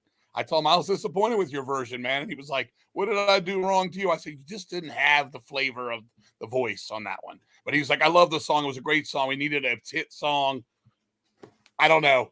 I mean, like you just said with the glam and stuff, it's like if somebody told you a couple years prior, back to the Wheels of Steel, that these motherfuckers were going to record a Christopher Cross cover a couple of years later, somebody would have got punched in the face, man. It's that simple. And I got nothing against the Christopher Cross song. I just don't want to hear fucking Saxon doing it. This album does nothing for me. Again, I'm with you, brother. I think Jericho Siren is probably the best song on the record. Yeah. If I had to pick one, and that's just being nice. And I'm like you. I mean, I stayed with all my bands. I was still crazy on thrash and all that stuff at that time too, but I was still buying my Queensryches and Fates Warnings and all that shit. So I was there for all that stuff. It's lousy. It's just not good. Saxon was lost by here, and it shows. I mean, they didn't go. None of these records did anything for them. They came and went like it seems like the songs did. Like a fart in the wind. I mean, it just rode like the wind, man. Fart in the wind. Fart in the wind. I would say this record, if I gave Innocence a 2, I'm going to have to give this one a 2.5 because Innocence for me is the worst Saxon there is. 2.5, and I'll leave it. It's 2.5 turds. Yeah, I'm with you on that. Alan. Let's see. Yeah, it's fair to apply the word glam to this one. To me, and what you said there, I think King was very telling. The band was desperate for a hit. They are trying to be a hit band at this point. They're trying to break through. They want to be on the radio. They want Tony Kitane's sixth form sister in their music video. They're trying, and it ain't happening. It just ain't. In terms of what to do with them, again, as a metal album, no, the band has lost the plot. This was 88. It's been 5 years since Power and the Glory, and it feels like 50. The band has. It's only 5 years. You're right. Holy shit. That's 5 years before this. Yeah, they were doing Power and the Glory. Wow. Yep. There's one thing that's probably not helping too. You've got a lot of lineup instability in the band. We've been pointing some of them out. This album, I think, has a whole new rhythm section. Yes, I mean, there definitely times are changing. The songwriting is flipping over to other people. Yeah, if I remember right, this tour they played. I was living in Virginia. They played DC. I think it was them and Hurricane. So you seen where they were, kind of going for. And I do believe they were also maybe not this one, maybe the one before. They were touring with Motley Crue. I mean, they were doing like girls. Touring and stuff. So they weren't looking for like the heavier bands anymore. Mm-hmm. They were looking like, a couple of us, we've all said at some point, this glammy party, arena rock, whatever the fuck it was. And and Saxon's just not, that's just not Saxon to me. It's just not, you take the street out of that band. It just, I don't know, man. It doesn't work. And Nigel Glockler was not on this album either. Right, yeah, he's off with arm injury. I think he hurt his hand or something, or his back, or something. Hand or shoulder, or something. Yeah, something he was hurt for a little while. Yeah, but the guy that replaced him's name was Nigel too. If I Nigel Durham. There you go. Yep. So yeah, Saxon's definitely lost at this point. The band that pops to mind, again for me, they're trying to do the arena thing like Journey. I feel like they're trying to channel their inner Whitesnake a bit. I wrote that in my notes too. Yeah. If this snake written across it and that big S actually had like some little fangs and a forked tongue, it wouldn't surprise me. The and one that's thing in terms of. Oh, sorry. Go ahead, Darcy. Go ahead, Alan. Go ahead. Oh, I was going to say, I think it is better than the previous album. It's better than Rock the Nations. As a metal album, it's a fail. Once again, if I wanted to hear somebody trying to be Whitesnake, you could listen to this album and be all right with it. So it's the band is not horrible at playing this kind of mid 80s, radio rock stuff. They're not that bad at it. It's just like y'all said, that's not what you want to hear Saxon trying to do. If you took, Saxon's name off of it and put another band's logo on it, this is passable for that sort of just lightweight mid 80s rock stuff. Some of these songs could easily have been on something like the Rocky or Top Gun soundtrack playing during the closing credits, and people would have been like, it's cool, man, good awesome, shit, yeah, totally rad. As that kind of album, I would give it C+ grade that I gave Innocence Is No Excuse, but only in that context. Only if I was wanting to grade it as an 80s hard rock outing. As a metal album, no. And I always felt bad for Paul Quinn too. They made him wear a wig, and I mean it looked fucking ridiculous. It looked as ridiculous as Gene Simmons' wig during Animalize. You know, that bad. And you know 10 albums ago that Paul Quinn was going bald. All of a sudden he's got a full head of hair. He looks like Kevin DeBrow. It's a miracle. You know, it was horrible. He actually looked like Kevin DeBrow. Yeah. And I felt bad for that because I guess the word it was embarrassing, man. It was embarrassing. Even more so nowadays, but no, not a good album. Yeah. And Darcy, I'd agree with you. If there's a song on here that tries to shine through a little bit, Jericho Siren is that's a good track. Comes closest. Yeah, that is the best. That one. Yeah. All right, Marty. Anything you'd like to add on Destiny? Yeah. I mean, the year before this album came out, Celtic Frost showed you what not to do with Into the Pandemonium and lead off your album with a cover, Wall of Voodoo's Mexican Radio. So Saxon said, "Hold my beer," and led off the album with Christopher Cross, Ride Like the Wind. Stupid. Who is in charge of that idea? Stupid. Lethargic and boring setup. Saxon trying to go White Snake, but way worse. Mystical glam production, go nowhere songs, yuck. And I say that I like some White Snake. I just do. I think some Slide It In, self-titled, some good songs. Good. Slow and Easy. Slow and Easy. Great song, man. Great bluesy, heavy rock song. Good shit. But yeah, this is a swing and a miss. D- all day. D-. Not an F. They got to give them, props for doing it still. But wow, I just can't believe it was 5 years of Power and the Glory. It's how far the mighty had fallen at that point. Yeah, indeed. Which leads us to 1990, Solid Ball of Rock. Darcy. Yeah. Did somebody say rock? For the record, I love Wall of Voodoo's version of Mexican Radio. Well, yeah, but not Celtic Frost on a Celtic Exactly. Frost. Oh my God, dude. What the hell are you thinking? Yeah. Put Okay, that shit, the ball last song, a bonus track, whatever. Don't do it at all. Anyway, go ahead. Okay. So here's we got some new life into the band. This is the first album with now I'm going to forget the new bass player's name. What's his name? Fuck. I don't know. I know. Yeah, it's another rhythm section. It's a nickname. Oh, Nibs. Nibs Carter. Okay. Yeah, So I'm looking here. First album with Nibs Carter. Truthfully, this ranks pretty low on my Saxon totem pole too. Near the bottom. I mean, the cover's whatever. It's almost like a Destiny sketched Destiny album cover. Mm-hmm. That's definitely a $50 art department album cover. Exactly. What could we salvage? There's a track on here called Bavarian Beaver. It's actually an instrumental bass track. So it smells like it sounds, okay? And now we're back to Six Form Girls again. I'm going to tell you my two favorite tracks on here, Altar of the Gods and Baptism of Fire. Those are the heavier tracks. Yep. And that's what you're going to start. Nibs Carter brought this more metal vibe because a lot of the tracks that he writes in this album and future albums that we'll talk about are more on the heavier side of things. So, but yeah, I'd go with Altar of the Gods and Baptism of Fire. Other than that, not a great album. I would give it a 3.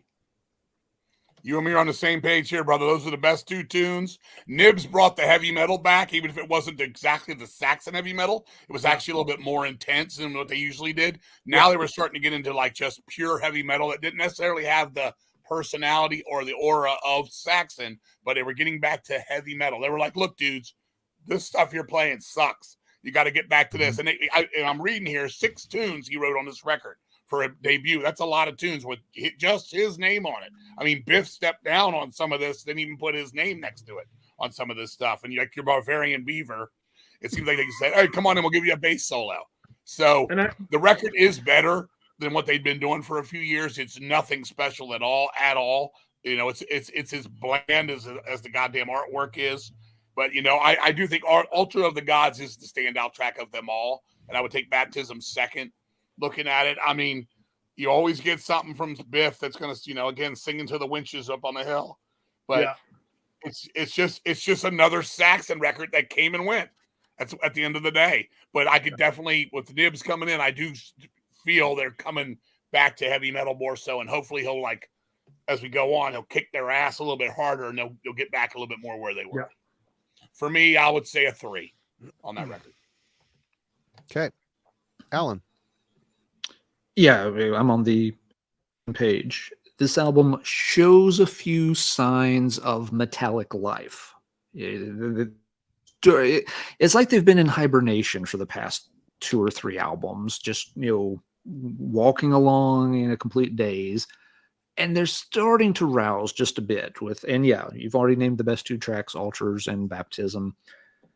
They've got a ways to go. Let's face it, they've plummeted pretty far down, and it's going to take a while to dig themselves out of that hole. King, you're exactly right. This album, it's nothing special. Darcy, I agree with you. It ranks still kind of low in the catalog, but it at least shows that maybe it's starting to penetrate that, maybe David Coverdale's not the person we should be trying to emulate. Let's start working on some other plan. David Coverdale by way of Udo. Anyway. There's a couple of signs of life. You know, there's maybe some reason for optimism that they're going to turn it around. Yeah, that said, yeah, Solid Ball of Rock still pretty far down there. C-, D+ kind of territory. Yeah, I'll give it the C-. There are 2 songs on here, you know, that are worth note. So C-, that puts it in what, like the 5-ish, 5 out of 10. You think not a whole lot with this record with the heavier edge, since Judas Priest was coming back with the Painkiller at the same time, kind of thing, you know, like, you know, Judas Priest had gone soft as, you know, a Kirk Hammett pillow fight, and then these motherfuckers were doing the same, like, oh man, look, Judas Priest is coming back heavy again, because you know, if you go to these 2 tunes, pretty metallic guitar bite on those tunes, you know, something Saxon wasn't known for was, man, that's one heavy ass guitar sound. Heavy tunes, cool tunes, but now it's getting to that. I think there was a little pie charting in there, you know, little looking over their shoulders again and seeing that, like you said, not David Coverdale. You've got to go down this aisle. You know, we got to go down this fucking road. Yeah. I mean, they've had their shots at this point of, you know, making it big as, you know, a hits band. And yeah, I'm sure it had dawned on by this point that, you know, it's 1990. We've been trying this shit for 5 years and it has not gone anywhere. Nobody gives Probably time to change direction. And there's 2, but they're driving like a little British lady. You know, they're going to round the corner, but they're going to do it real slow, and they're driving on the wrong side of the road to begin with. So it's going to be a little bit messy. But it's kind of hard to see where you're going with. It's what we call the Big Ben Parliament. It's kind of hard to see where you're going when Tawny Kitane's lost sister is sliming around on your hood. Anyway, I thought you were going to say because the wig was down in their eyes, and that too. Blimey, where are we going, mate? I don't know. Turn that way. This route seems to be a dead end. Oh, bugger. I'm sorry, Britain. I won't do that again. I promise. Don't unsubscribe. Good one. Go ahead, Marty. All right. Solid Ball of Rock. Guitar synths. Hey, better step in line with what Priest and Maiden did in 1996. Late to the party. There's a few passable tracks, but this album also meanders, utterly boring. D. Step up from the last one, but it's still a D. All right. Forever Free, 1992. Yeah, this is there's 2 covers to this one. This is this version. I actually like the I don't know if this is the alternate or the other one's the original. I have no idea. It's have you seen the original? Yeah, kind of the biker right here in front of me. Yeah, the biker guy on there or something like that's the only one I've seen, Darcy. I haven't seen the other one on this album. I'm sorry. Yeah, you have to look it up. But anyways, the biker guy. I mean, yeah, is this the album when they went to the is this the one they went to the Game Workshop label, or that's not yet? That was this one. No, that's that one you got on your phone is the Game Workshop one. But I'm saying this was the album when they Yeah, signed with yeah. that label, right? Yep. This one a little bit better than Solid Ball of Rock for me. It's up a notch, I would say. I would go a 4 overall, okay? But I'm going to tell you a couple of highlights on here. Not a typical leadoff track for Saxon, the song Forever Free, which I don't hate. I don't mind it. But I'm going to tell you, and there's a shitty cover on here too. Just Want to Make Love to You. It is horrible. Absolute shit. Total shit. Hole in the Sky, one of my favorite tracks. But I'm going to tell you, this album has, in my opinion, the heaviest track Saxon has done to date, called Night Hunter. Easily could have led off this album, might have gave it a little more life, but one of the heaviest tracks. I know some of their earlier work was touching on speed metal, stuff like that, but Night Hunter, probably the highlight, and Hole in the Sky. Other than that, it's a mixed bag for me. 4 out of 10. It has one of the most fucking embarrassing songs they've ever done. Grind. That is one of the most stupidest, fucking dumbest songs. And that's saying something for Saxon lyrically. Yeah. Actually, Iron Wheels too, not bad. Iron Wheels I was going to say Iron Wheels is probably my favorite tune on the record. If I had to pick one, that Willie Dixon, Just Want to Make Love to You, sucks. Yeah. That is leave the fucking arena bad, man. Yeah. I can't say much. This one again, it's like 1 minute they're like, we're gonna be heavy metal again. No, we're gonna have this like ballady moment. Then we're gonna have this like rock. But hey, wait a minute, guys. I grew up with fucking the Kinks and the Moody Blues moments. They're just fucking have no direction, and that's fine and dandy if it's a soundtrack to a movie. But this is a fucking album, and it doesn't have any direction. It's directionless, and I think it hurts them. Pick something and go for it, which they eventually will. They struggle with it for a lot of their career. After the one guy's really like, struggled. You got to do this song here. You got to have this sound here. And like you said, hills and mountains are fine, but when it's just out of place, it's just fucking out of place. Yep. And that goddamn cover of I Just Want to Make Love to You, it is so bad. But if you guys want to hear a bad song written by the band, Grind is the tune. That is awful. To me, that's fucking terrible. I'll give that one a 2. All right, Alan. Yeah, well said, guys. This is an album that cannot pick a lane. So once again, it's showing more signs of life than the previous album. They're getting back into the metal, but they're really grinding those gears. They can't quite find third. So it's like, let's do a metal track, Hole in the Sky. Wait. Maybe we need to grind on those gears. Yeah. You see what I did there. But then it's like, no, like, come on, push it forward. Let's do Night Hunter. Yeah, cool. So it's like, hey, wait, we haven't covered anything yet. What could we cover that will piss a bunch of people off? An ancient blues song. Yeah, the album's kind of just all over the place. It's very scattered. It's, looking at it from the glasses half full kind of point of view, they are getting more back on track with doing heavy metal stuff. The previous album only had, 2 songs that you think of as like more metal stuff. This one's easily got twice as many. Yeah, it's about 4. You're right. Yeah, so they're digging out of that hole. It's taking them a while. You're exactly. They struggle to get back on track. Not happen instantly over the course of just 1 or 2 albums. It's going to take a bit. So this one a little better than what came before. This is another one of those kind of middle road ones. Maybe it all averages out to a C, 5 out of 10 kind of thing. Yeah, just a very, very uneven album. There's stuff on here that could be on 80s motion picture soundtracks. There's stuff on here that could have been on a Poison album. There's stuff on here that could be on a blues album, and there's really good heavy metal tracks on here too. There's songs that could be on Painkiller. It's a real mixed bag. So I'm just going to average it all out and stick it right in the middle somewhere. Maybe C plus if I'm in a good mood. Marty, what do you think of Forever Free? Looking at these notes, and I think Madness is setting in at this point, but we'll just read what I have here. A bit heavier and more interesting which says a lot coming off the last couple albums. That tight chug calls back to their young and hungry days. Feels like a noticeable pothole on the road to a better town, but it's still a pothole, and now your suspension is fucked. Yeah, you were definitely in madness. That Yeah. was Saxon madness, but I think somewhere in there there's some deeper meaning, and I think it's applicable for this. So That's it. Yeah, Edgar Allan Marty. D plus, D plus, fuck yeah, D plus all day long. All right, Darcy, that brings us to Dogs of War, 1995. We are about halfway through the catalog, folks. All for those right. keeping score at home. Roof, roof. Okay, so we're back to so Paul Gregory artwork on this one, same as Crusader.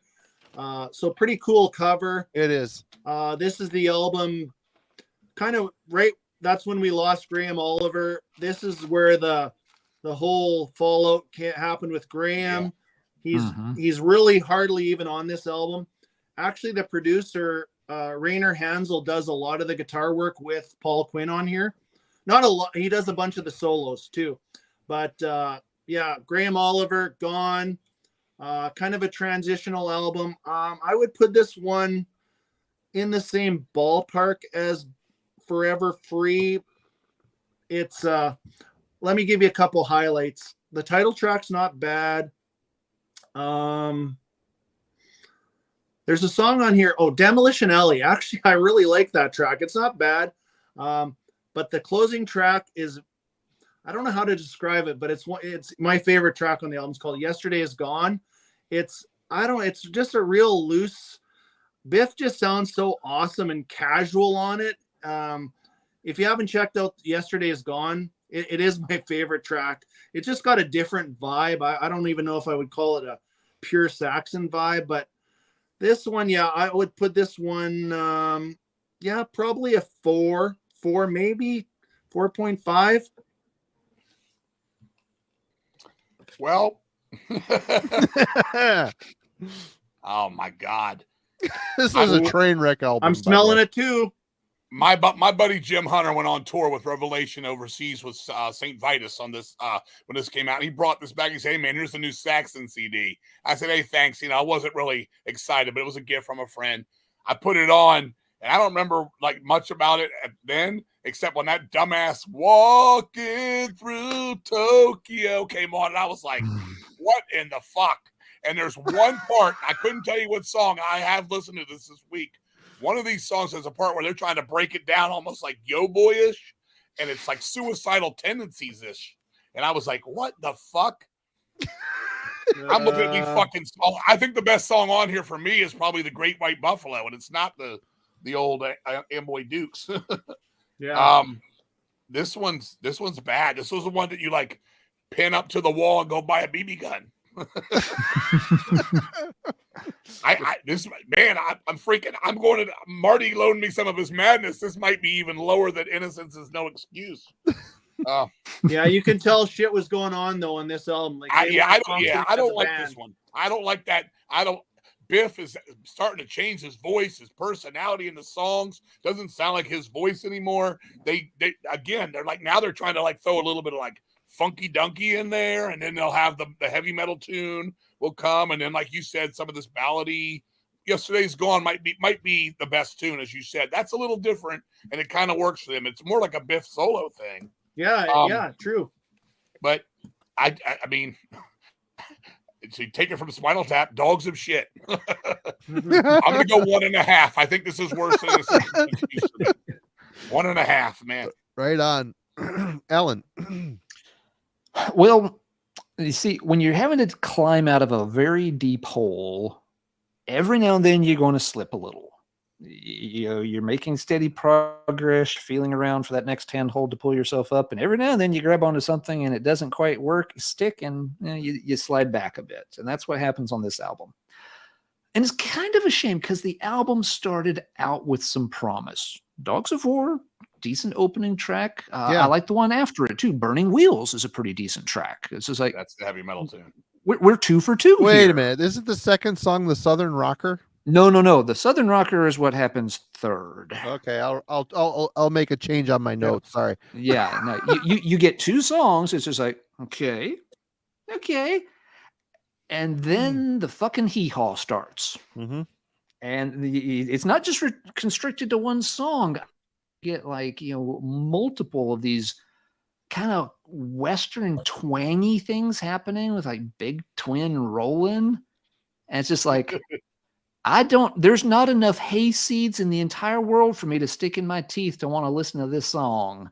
It's just bad. And then, then the album does other strange things. Like King said, walking through Tokyo. I don't know what the hell is happening there. It's like that they take one more stab at being Van Halen if Van Halen didn't know what they were doing or something.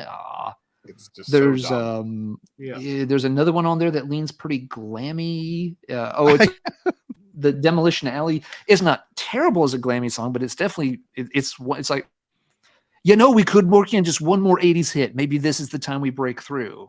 It's like, motherfuckers, it's 1990. Oh man. So yeah, it's the album, it misleads you. You get 2 tracks in, you're thinking there's a chance they may have gotten over the edge of that hole. Fuck no, they slid back down in the damn hole. So yeah, I will give it a C D plus because it did have 2 songs that were passable. They started the album correctly. They just forgot to do the end of the album. So yeah, we'll call it maybe a 4 out of 10, and I may be a little generous on some of these, but 4 out of 10. Dogs of War it's a little bit of a misfire. It's a misstep as they're on their path to redemption. Marty, you had some outbursts about this album earlier, so now this is a safe space. He's bursting out. Bursting out. Still in madness zone. Time to let it all rock out. Well, the album cover is killer. The first song, this is kind of a formula for them as well. Late as they move on later into their career, their albums always start off with a really good, heavy first song, and then the album does whatever the fuck it's going to do as it unfolds.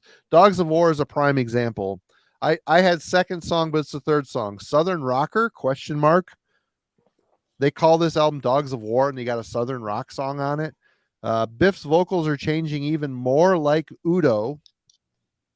The album overall has a good production, but then you get into a glam song, ? Boogie Woogie tracks. The cover and title are very deceptive to what this album provides the listener. 100%. It's a bait and switch type of album. As you get after the glory, you pass the glory days of Saxon. They get into this. They're just so conflicted and confused of where they're going. They start like trying to dip into this heavy metal sphere. They eventually get there, but it's a painful birth, man. It's a painful birth getting there because they start off with consistency and a flow, and then they take it back to this boogie woogie or glam, or they like, oh, let's try this, let's try that. They're always 3 steps behind the curve of what's happening in music. It's just until they finally they get there. They do get there. But this is just a painful transition for this band. And this album sucks. D-. Terrible. Not good. Darcy, 1997. 1997, Unleash the Beast. First album to feature Doug Scarrett, and he's still in the band to this day. So he's, an integral part of the band. This one still falls kind of in that gray area for me too. It's better than the previous 3 we've shown, in my opinion. It's got a stronger A side. I love the title track, Unleash the Beast. Terminal Velocity it's kind of an energetic song, not bad at all. The Thin Red Line is kind of definitely like a war theme song. I don't mind that song at all. It's pretty good. Ministry of Fools, not bad. And it's got some of those heavy. We want to be heavier. I would say overall it's a heavier edged album, but it's still got that little bit of confusion in it. What are we? What's our identity? And I think they're finding obviously they find that with Doug in future albums, and we'll talk about it. But I would still give this one 5.5 overall. Heavy metal was coming back. Yep. No longer two bad words to a lot of people that gave up on it. You know, us metalheads that rode on through it never faltered, but these guys did. They moved over to CMC, and now this record for me, it's better, but it's not so much Saxon anymore to me. It's just heavy metal. It's like, I like the sound, I like some of the songs, I like this chorus, I like this melody here, but it doesn't remind me of Saxon anymore. It could be Primal Fear, it could be any of those nuclear blast bands of the time. It just sounds like this heavy metal thing with some wishy-washy, as you're saying. They weren't completely there yet. A lot of people took Saxon back with this record. I don't know if it was the title of the record, the way it looked. It looked like a heavy metal record again.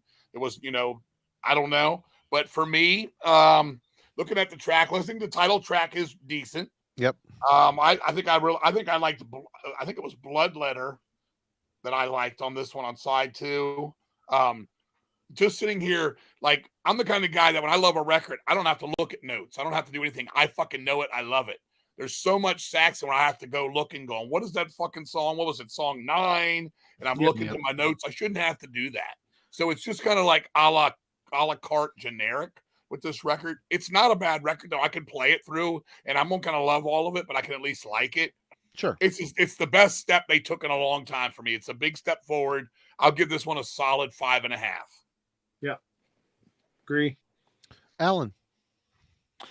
Yeah, good points all. They're on a label that actually, gives them some more visibility and, some exposure in metal circles. They are, shaking off most of the doldrums here. This is the first, album that you can feel confident saying this is a pretty solid heavy metal album. There's maybe a few other things still in the mix, but not very prominently. They're not up front anymore. You kind of, and you're right, King. This is an era where heavy metal's starting to get more of a thumbs up again. Everybody's like, oh yay, hey, this stuff is still around. It's still good. Who knew? Well, everybody that was paying attention. So yeah, I like the album. This is where I kind of hopped back on with Saxon. This one got some exposure. It's just like, oh, okay, they're still around. I had no idea. Let's see what they're doing. Okay, not bad at all. Darcy, you reeled off a lot of the top songs here. The title track is good. I like Thin Red Line. I like Ministry of Fools, Terminal Velocity. So yeah, I agree. It's a little front loaded on the A side. The B side's not horrible. It doesn't change direction. This isn't slipping back down the hole. This is them. They're at the top of the hole. They have the corner on this album. It's not going to measure up, like King said. This isn't the Saxon of old, but it's also, we're 14 years since Power and the Glory. It would be really hard for them to go back and pick up right where they had left off with those first few albums. Too much time has gone on, too many changes. But they do have, like King said, for the first time in a long time, they have a good heavy metal album here. It's maybe not, spectacular or top of the line, but you can listen to this one and be, actually like proud to hold this Saxon album in your hand instead of feeling like you kind of need to hold it by the corner and let it air out a little bit. So, Unleash the Beast for me. I'd go B minus. So it's in that 7 out of 10 kind of thing. I like this one a little bit more than y'all, but it could use a little more to help it get further up the chain. But a good album, and it's nice to see.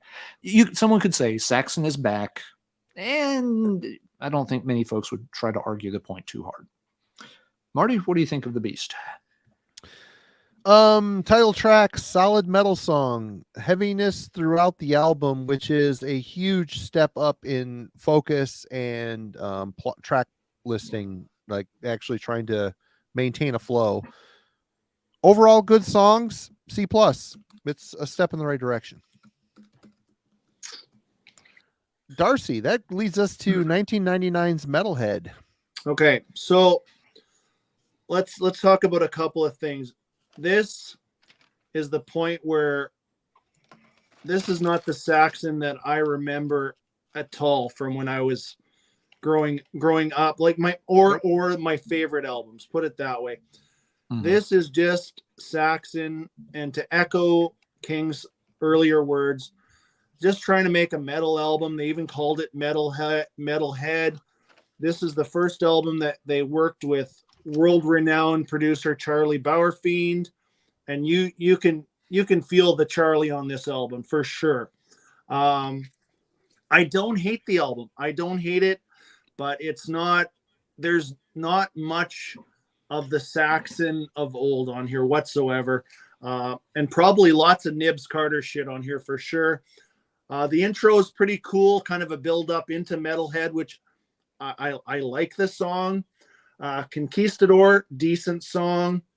All Guns Blazing, it sounds like the title. There's a goofball song in here called Piss Off. But my favorite track on here is the closing track. It's called Sea of Life. It's a great track. Love it.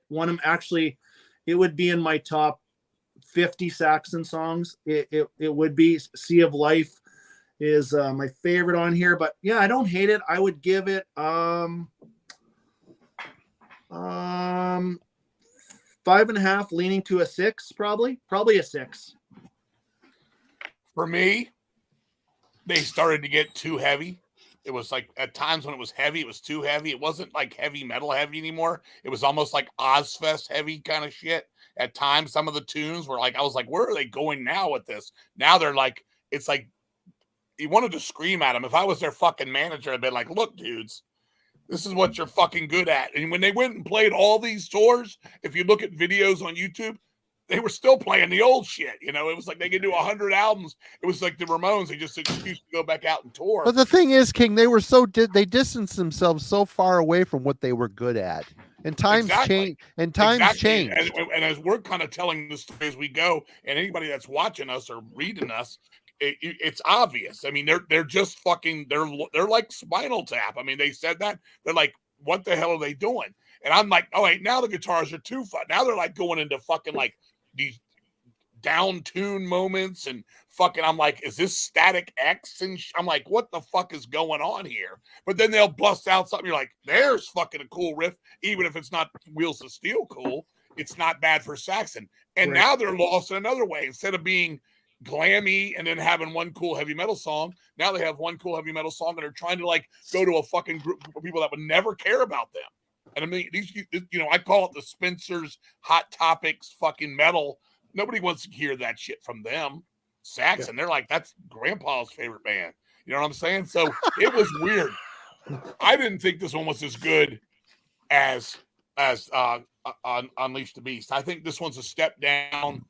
I agree. Sea of Life is the best tune. It stands out as its own thing, even if it seems out of place a little bit on this record again. It does, yeah. And I'm also noticing here's about the time when Saxon starts putting all these fucking intros on their albums. They start having these like, you know, minute and a half pieces and stuff, right? So to start the records, it became something they kind of started doing a lot of. I mean, to me, this is a fucking 3.5, 4. I mean, my wife walking around, she's like, what the hell are you listening to now? And I'm like, this is still Saxon. I'm doing this for this spot. She's like, this sounds more like something, you know, newer. I was like, wait till you hear the next song. It won't sound nothing fucking like this. So it's directionless. I mean, if I was their fucking manager, I'd have to get out that big ass fucking, you know, stick of wood and start cracking heads. I mean, either they were the most democratic band ever and everybody got, okay, this is your song, we'll use it. Even if it didn't fit or it was out of place, you got to have some kind of like synchronicity to this shit as you go. I don't give a fuck. I mean, that's what makes a classic record. If they want to be all over the place and that's their thing, it's their band, fine and dandy. But as me reviewing this as a listener, it's I don't know, it's just willy-nilly. You know, I'm saying 3. That's their 37th album. It'll be called Willy Nilly, by the way. Willy Nilly. Alan. Yeah, I'd agree with King. This one's a step down from Unleash the Beast. I don't think it's a drastic step down. I'm not as down on it as he is. It's the band kind of finding this, you know, new style sound that they're going to have to move forward with, and some of the tracks work, some don't. For me, the song All Guns Blazing, I really like that one. It's a little more forceful number. Sea of Life is also kind of cool, a little different track. There are still, yes, some of those signs of identity crisis. There's I think it's Prisoner. So God damn it, that's a White Snake riff. I smell it. It's in there. They can't quite let go of the dream, man. Can't quite let go of it. We're going to have that video with that sports car and that giant fan's going to be blowing her hair all over the place. They're still working on it just a little bit. At least it's only maybe one track here. But yeah, the new, you guys are right. You know, Saxons having to reinvent themselves. It's unfortunate in a way for fans of the older stuff. Sure, we'd love them to go back and do the classic thing. Would they have been able to? Would anybody have signed them? Would anybody have released an album like that in, you know, here at the turn of the century? I don't know. Metal was coming back, but I'm not sure folks were ready for, you know, Strong Arm of the Law Part 2 at that. But I mean, Alan, but does it really matter? I'm looking at notes here. It says this record sold 1,000 copies in the U.S. like in the first month. 1,000 copies. This album, for some reason, this album had no distribution in the U.S. Unleash the Beast, you could walk into a lot of record stores and find that when it came out. Yeah, and I don't know what happened to this one. This one, some skipped, and that was my one. They went to Steamhammer SPV. They weren't on CMC anymore. Okay. Well, there you go. Which makes the notes for 1,000 in America. That must have been all import people buying it. Yeah, that would have been all. Yes, you know, diehard Saxon fans. Yeah, which Darcy has every fucking vinyl, which must have had to mortgage his house for some of those. Man. No, these ones are the reissue. That's that box. Newer ones. Because I remember back then, you know, trying to get records of the times, some of that stuff, I'd go to Hellion Records in Germany just to get like the Motorhead current records or, you know, stuff like that. I never really went for the Saxons because I didn't like them, but man, you know, it was hard to get. So if I was thinking that those even came out, some of them did come out today, very limited, but you're right. Some of them never saw vinyl till vinyl. You couldn't even buy a CD of some of this shit. No, yeah, it's true. Yeah, because after Unleash the Beast, I would have bought this if I had ever found it in a store, and I never did. No, spoiler alert, Melanie. There is no part 2 yet. There's plenty of 2s, just not number 2s. So yeah, this album, I neither love nor hate it. It's not as the previous one. It's not as good as the one that's about to come after it, but I don't think it's an awful album. Once again, I kind of go right down the middle with this one. Give it a C. That makes it, you know, that's somewhere in the 5 or 6, 10 kind of thing.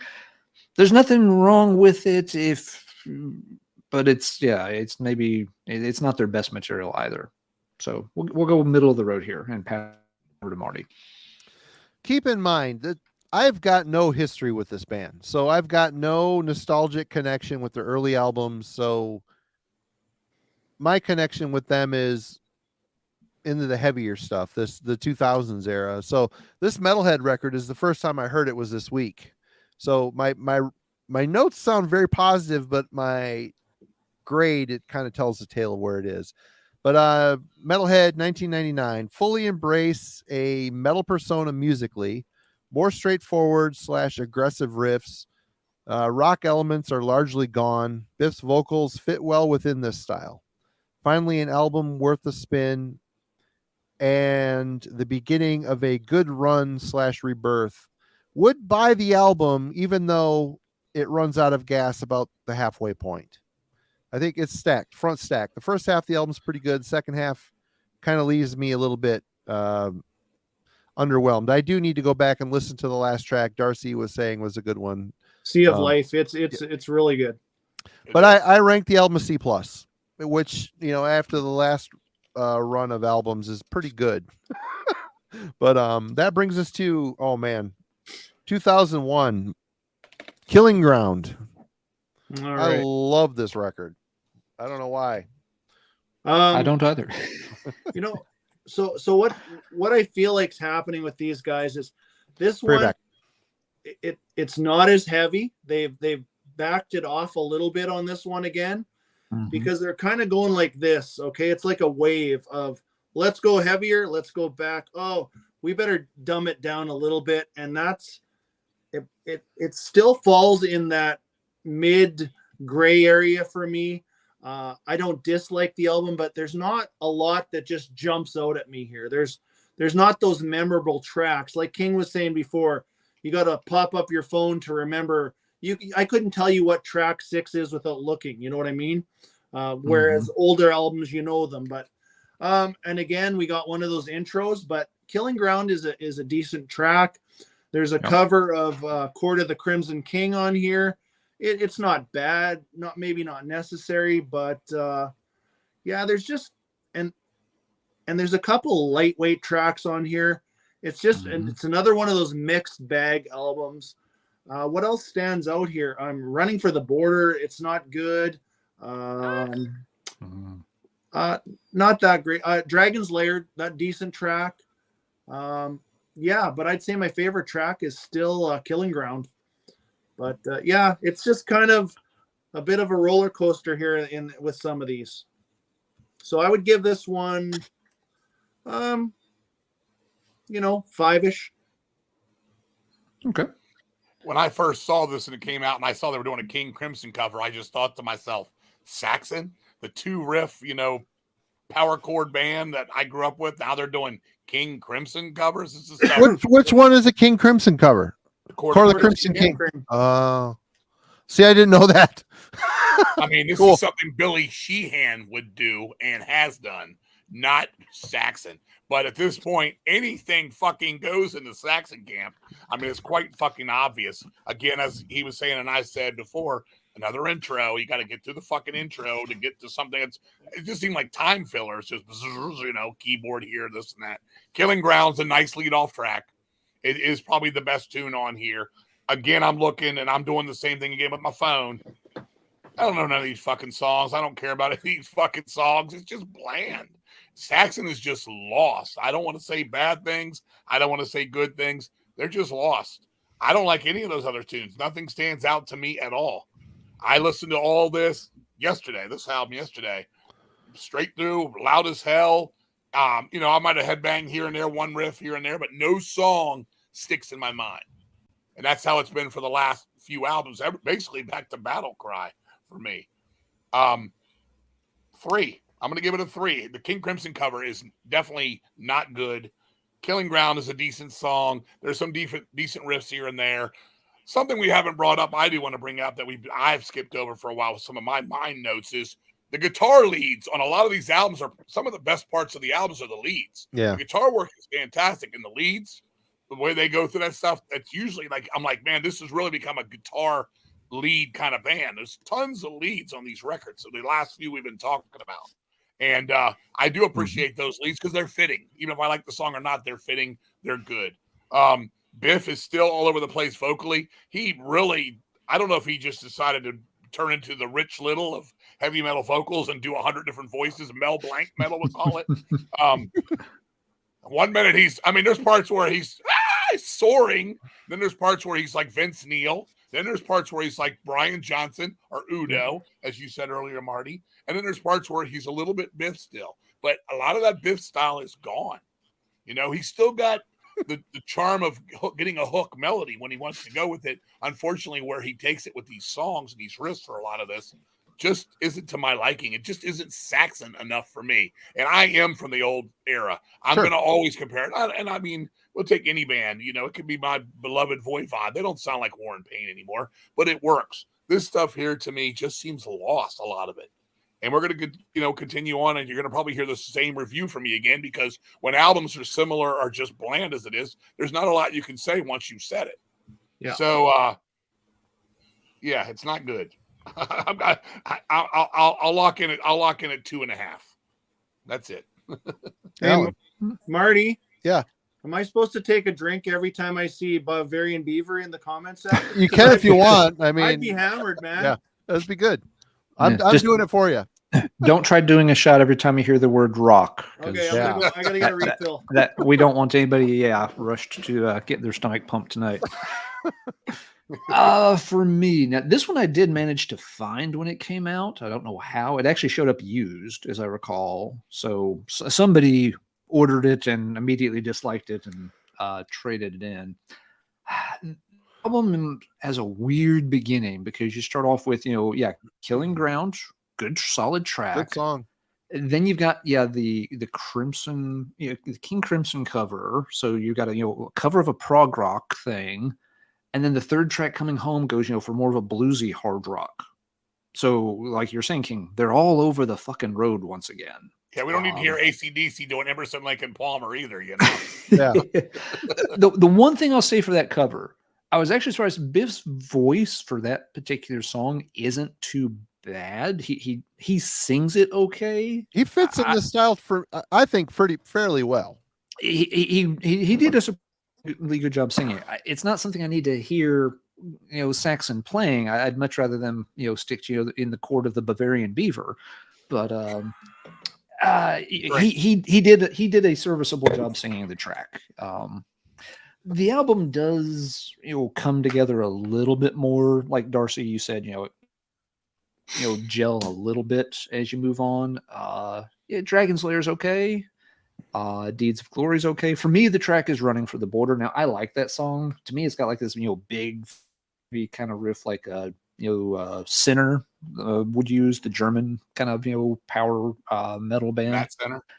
Matt Sinner's project. It's got a little bit of that kind of vibe to it, which I like. So it starts out pretty rough, and that was always my problem when I first got this album. Getting through those first few songs was the issue, because they were just ping-ponging around among styles too much. So I kind of learned eventually play the first song, then skip 2 or 3 ahead, and then it evens out a little bit. So this one for me, probably like C plus B minus kind of thing. I like it better than King does, but it has its problems. B minus for me usually means that I'm okay with the album, but it definitely has some flaws that cause some issues. That puts it maybe like 6.5 out of 10 kind of range. So it's an okay album. It's not going to be my favorite. It's not going to make the top 5 or anything, but it's not going to be in the bottom 5. All right, Marty, you sounded pretty enthusiastic about this one, so take it away. I just want to say, if you're going to hang out in the court of the Bavarian Beaver, it's best to stay there only between 3 and 15 minutes. That's where you get the most out of it. For my experience, anyway. If you stay in the court of the Bavarian Beaver, consult your physician. This album is one I somehow, some way started listening to. I think on Spotify. I pulled up a song off this album and I was listening to it. I'm like, wow, this is a good song. Saw it was Saxon, went and found the album, was listening to it, and I ended up buying the record. Again, I have no connection to the early years. So, I mean, the riffs and harmonies are darker and more atmospheric on this album. Melancholic synth work where sung vocal lines follow. It's kind of adventurous and new for them in a lot of ways. Their first truly focused and excellent / metal record, even with a slight Rainbow and AC/DC vibe on several tracks. It didn't bother me as much on this one, but I give this one an A, man. I like this. The lead off track is amazing. There's some really good songs on here, and it's kind of it's getting into a realm where they have a run of some pretty good albums for my part anyway. But yeah. A. So everybody can hurl garbage my way on this one too. That's fine. Next up is Heavy Metal Thunder, which is a remake album. I don't think we are investigating this, are we? I gave it a B. 75 / 84 tracks re-recorded with the current lineup. It's a good full sound. For it much. It just seemed too modernized at times. It didn't have it's kind of one of those you had to be there kind of things, Yeah. I have no interest in this kind of album at all. I don't like it when bands do this kind of thing. I understand why they do, but it's not for me. I have it on CD, but it's not like it's got too much modern. It's too modern sounding. It's not like I don't know. It wasn't necessary, is what I'm trying to say. It's not. What's the point? Yeah, what's the point? All right. So Darcy, skip over that one. Yep. Lionheart. All right. Hey. So here we are. We're back with Charlie Bauerfiend. I got that one too. Yeah, you definitely can feel old Charlie is on here. What I'm going to tell you about this album is probably one of the heaviest Saxon albums throughout the whole thing. Yeah. For me, I like the album. What I like about it is it's still missing that old Saxon. We've already, that's long gone, but for them to make a modern metal album, this is one of their best attempts. There's more of a even keel with the songwriting on here. Witchfinder General is a very heavy lead-off track. I like it. Then there's a bit of another intro, but it's in the middle of the album. It's called The Return, and then into the title track, Lionheart, which isn't bad. But you do have Biff again, really stretching those. He's way up here. He doesn't sound terrible. Couple other highlights, I would say Beyond the Grave, decent song. And I would probably say To Live by the Sword. So a lot of, and the drumming on here is Fritz Randau. He's a very good drummer. You know Fritz from lots of Stradivarius, other bands. I think he was on a Running Wild album, I think, but it's not Nigel on here. Very heavy drums on here for sure. Good guitar sound, but I would still give it. I'm gonna actually give this one a 7. I think it's their best record in a long time. You see how many in a row I didn't care for. I like this one. You know, it's not great by any stretch of the imagination, but it's definitely a big step in the right direction.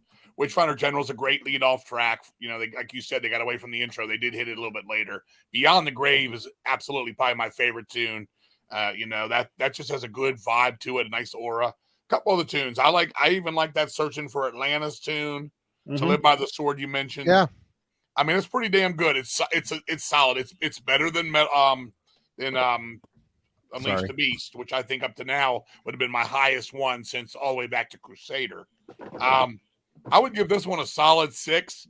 It's definitely, like you said, it's probably the heaviest Saxon album. If someone had to choose one, doesn't always mean it's the best one, but it's definitely got more of a bite throughout. They kind of stayed in your face for most of this record. Yeah, and this is probably one of a later Saxon one. I'd be one of the ones I'd keep the CD of. All right, Alan. Yeah, agreed on all counts. You know, very solid album. There's really no duds on here. Are there a ton of songs that would make my top 10 Saxon songs? Probably not. Like you said, the old sound is gone, and we just have to accept that at this point. But I agree with King too. This is definitely the best of the new album since Unleash the Beast, and really the best album since you go way back to the early handful of classics. I'd give this B plus. So that puts it in that 8.5 out of 10 kind of range. Really good album. It has they've kind of really started to perfect what's going to be their new sound moving forward here. Good album, absolutely. Only one, if I want to take off half a point, because they didn't call it Beaver Heart. Beaver Heart. Yep. They needed a little beaver on that coat of arms somewhere, and then it would have been a perfect 10 out of 10. All right, buddy, take it away.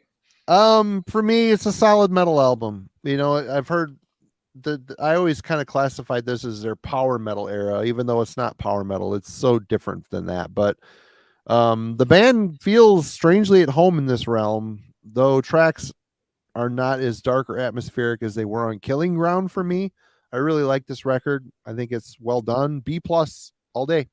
I think they're doing a great job. They're kind of in this realm. They're writing consistent records, more or less consistent records at this point. This Lionheart album doesn't have any Dia or Rainbow or AC/DC offshoots. It's a pretty focused album, which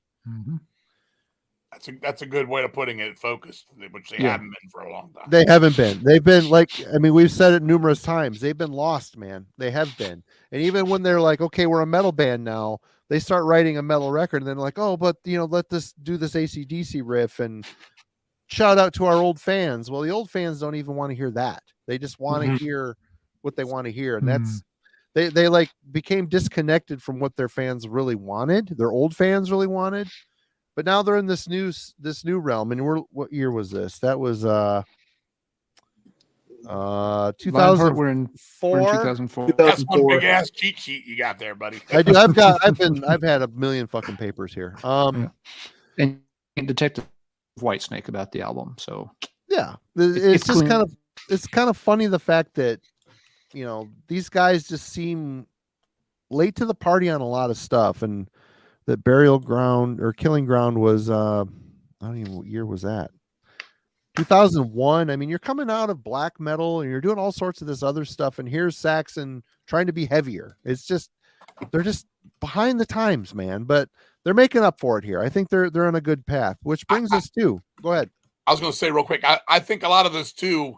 These last few records in this flavor, we'll call it. They've been doing all these European festivals, and they're seeing all these new bands, whether it be Nightwish or even like the Running Wilds and stuff, bands they probably didn't know a lot about when they get to these Vakken situations overseas. You start to see there's a lot of more of this even the vibe of the records. I think Iron Maiden does this too on their later records. It just becomes more of like a festival-ish tunage on a lot of the record. You hear a lot of that influence coming in there, like just I don't want to say newer bands, but just the more modern stuff that's existing. And having played Vakken a couple of times and gone there, one minute it's Hammerfall, the next minute it's Nightwish, the next minute it's fucking Ancient. All this shit, it's there. I don't know what album it is. I don't even know if we passed it yet. I don't even know what song it was. But there was one time where I swear to God, they were doing death metal on one of these tunes. It's on I think Thunderbolt. There's I think you're right. It's coming up. Still It's to come. the song Predator. Yeah. Was that the tune? Yeah, because one of those. I was like, there's even almost a black metal screech voice on one of these records too. I just think they were like, what do the kids want? What do they need? I don't think it was something that really they wanted, but they just kind of like, incorporated it in for whatever reason. You're bringing up a good point here, and I'm gonna backtrack it to the fact that you said that I can't remember which album it was that only sold 1,000 copies in the U.S. They're trying to write for. I mean, there was years that Halloween wouldn't even tour U.S. There was no point in like Running Wild or Tankard. Right. I mean, there's bands that don't even need or want to tour the U.S. because in Europe, metal is so much bigger than it is here in the U.S. I listened to Lionheart. I listened to Killing Ground. It sounds like it's written for a old school metal European crowd. It's a very European festival type. It's a very you're completely right on that. And I was going to mention that earlier and you reminded me. Thank you for that. But it's very much Eurocentric metal here. But anyway, let's get into 2007. Yeah. Well, and the other thing is those bands, why the hell would they tour the US? I mean, they're going to end up owing money. They're not making any money here. And why? And like you said, in Europe, like the metal was still there. There's times where I wish I lived there back then, but anyways, we're moving on to Inner Sanctum. What year is this? 07? 07. Yeah. I got that one too. Mm-hmm. 2007. So I don't know. Did you guys watch the documentary where they were working with that life coach or whatever he was? I think I did. I don't remember. Got them to do that air guitar in that arena, and it just flopped, and it just looked so stupid. They were doing air guitar to the song "If I Was You." Yeah, I guess What's that? I don't know what that guy's name was. He's like an English dude or whatever. He takes bad situations and tries to turn. Basically, he's like a business coach, right? And because actually at that time, even though metal was, doing okay, Saxon wasn't doing that good, even though they had, came off of a great album like Lionheart. But I actually, by the way, I actually like this album. I don't mind it. There's some good shit on here. State of Grace, Let Me Feel Your Power, Red Star Falling, decent track. I've got To Rock to Stay Alive. So yeah, they're still rocking. There's some heavier stuff, almost unnecessary heavy, like Attila the Hun. But my favorite track on here is a deep track called Ashes to Ashes. Kind of a slow plotter and heavy ups and downs, but another Charlie Bauerfiend album. So, he's famous with working with Halloween and probably Gamma Ray, stuff like that. What would I give this one? I would put it a couple notches below Lionheart, but I do enjoy it. So this is one of the better ones of that kind of mid era. So I definitely give it a 6.5. This is one of the ones that I remember. I listened to this one yesterday too. I remember nothing about it when you were just saying what you were saying. I was hoping it would, loosen something in my mind to say about it. I do remember that Attila the Hun tune you're talking about. Need for Speed, was that the one that was kind of like a double bassy thing? Yeah. Okay. I do remember that one sort of. It kind of came and went, but it was good for what it was. This one was I thought this was a step backwards again after the last one before, which I really liked. It wasn't as catchy. It was similar, but it was a little, like you said, a little too heavy for its own good. Yeah. There's times where I swear, there's like Ozfest type of guitar tunes, and they'll be doing the. It's funny you say that because I have never picked that up from that. I've never. And absolutely. someone said the yo boy chugga chugga shit in the chat. And I'm like, I didn't pick any of that up. It never occurred to me. The Zach Wild bands, things like that. I'm just not. I don't want to hear that on a Saxon album, even though by now they're so far removed from the Saxon I grew up with. Yeah. So it is what it is. They've got their own world. I'm either keeping up or I'm moving on, and it doesn't matter to them either way. This one just came off as bland to me. What I remember, I think it was Need for Speed was my favorite one, and it wasn't anything great. It was like, this one's okay, passable. I do remember the guitar playing on this album being pretty damn good. Again, the leads, I like their leads on even the records I don't like. I like the lead playing. Yeah, Paul. The production is really good. I mean, that's something I've been skipping out on. They've really been strong on the productions. Yeah. Unfortunately, they're not their strongest bunch of tunes. I'm going to go 3 on this one. That's how I remember it. This is really one of the ones I have to look at every song 1 to 11 and figure out what the hell it is, because it's just something I don't play. I went to it to make sure I listened to the whole discography, and it's just something I won't really go back to. It's just one of those kind of albums where, I just call it Yeah. Alan. Let's see. Yeah. Same general consensus here. Kind of some hard, maybe a step down, but I don't think it's a big step down. So still a pretty solid set of songs for my money on this one. Trying to think if there's anything else to point out that folks haven't already mentioned. Sorry, I lost my place here scrolling through some other stuff. But yeah, State of Grace is a cool song. It has a little bit of a different vibe for them, but it works well.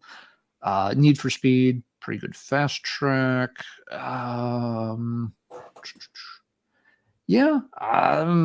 The Attila the Hun track stands out a little bit. It feels like on that they're going for a little bit more of one of those kind of longer Iron Maiden-esque style epics, and they do a pretty decent job on it. So it still works pretty well. I'd still go for Inner Sanctum. Maybe, just a step or so below Lionheart. So maybe something like, I'll give it a B, 7, 7.5 out of 10, somewhere right in there. Still a good album. To King's point, no, there's not a ton of songs that are going to, stick in my memory long term or make, the best of Saxon playlist. But the album's not bad at anything either. So, Marty, you said you've got this one. So, what do you think of it? For me, solid album. A touch of their rock elements entering back into the heavier tunes. Solid, still on track. B-. I mean, really, you guys kind of summed it up pretty well. I don't need to elaborate much. I enjoy the album. I think it's. I don't think it's as good as Killing Ground or Lionheart, but I still think it's them hanging in the pocket. Which brings us to 2009, Into the Labyrinth. Definite 4 out of 10. I'll throw it right out there. Another Charlie Bauerfeind produced album, but just not as focused as I like Lionheart and Inner Sanctum much better than this one. This one's kind of we talked about this earlier, where what kind of album are we here? Is this a metal album? Is this there's a song on here called Slow Lane Blues, which isn't a bad song, but then you got a big track like Battalions of Steel, and then you got your token Live to Rock. There's a song in here called Hellcat. It's almost shit. It actually almost reminds me of some older Scorpions. I forget. I think it was. Do they have a song called Hellcat too? I think they have a song. But that's what it just reminds me of. But there's just nothing that. It's not a terrible album, but there's nothing that's super memorable on here.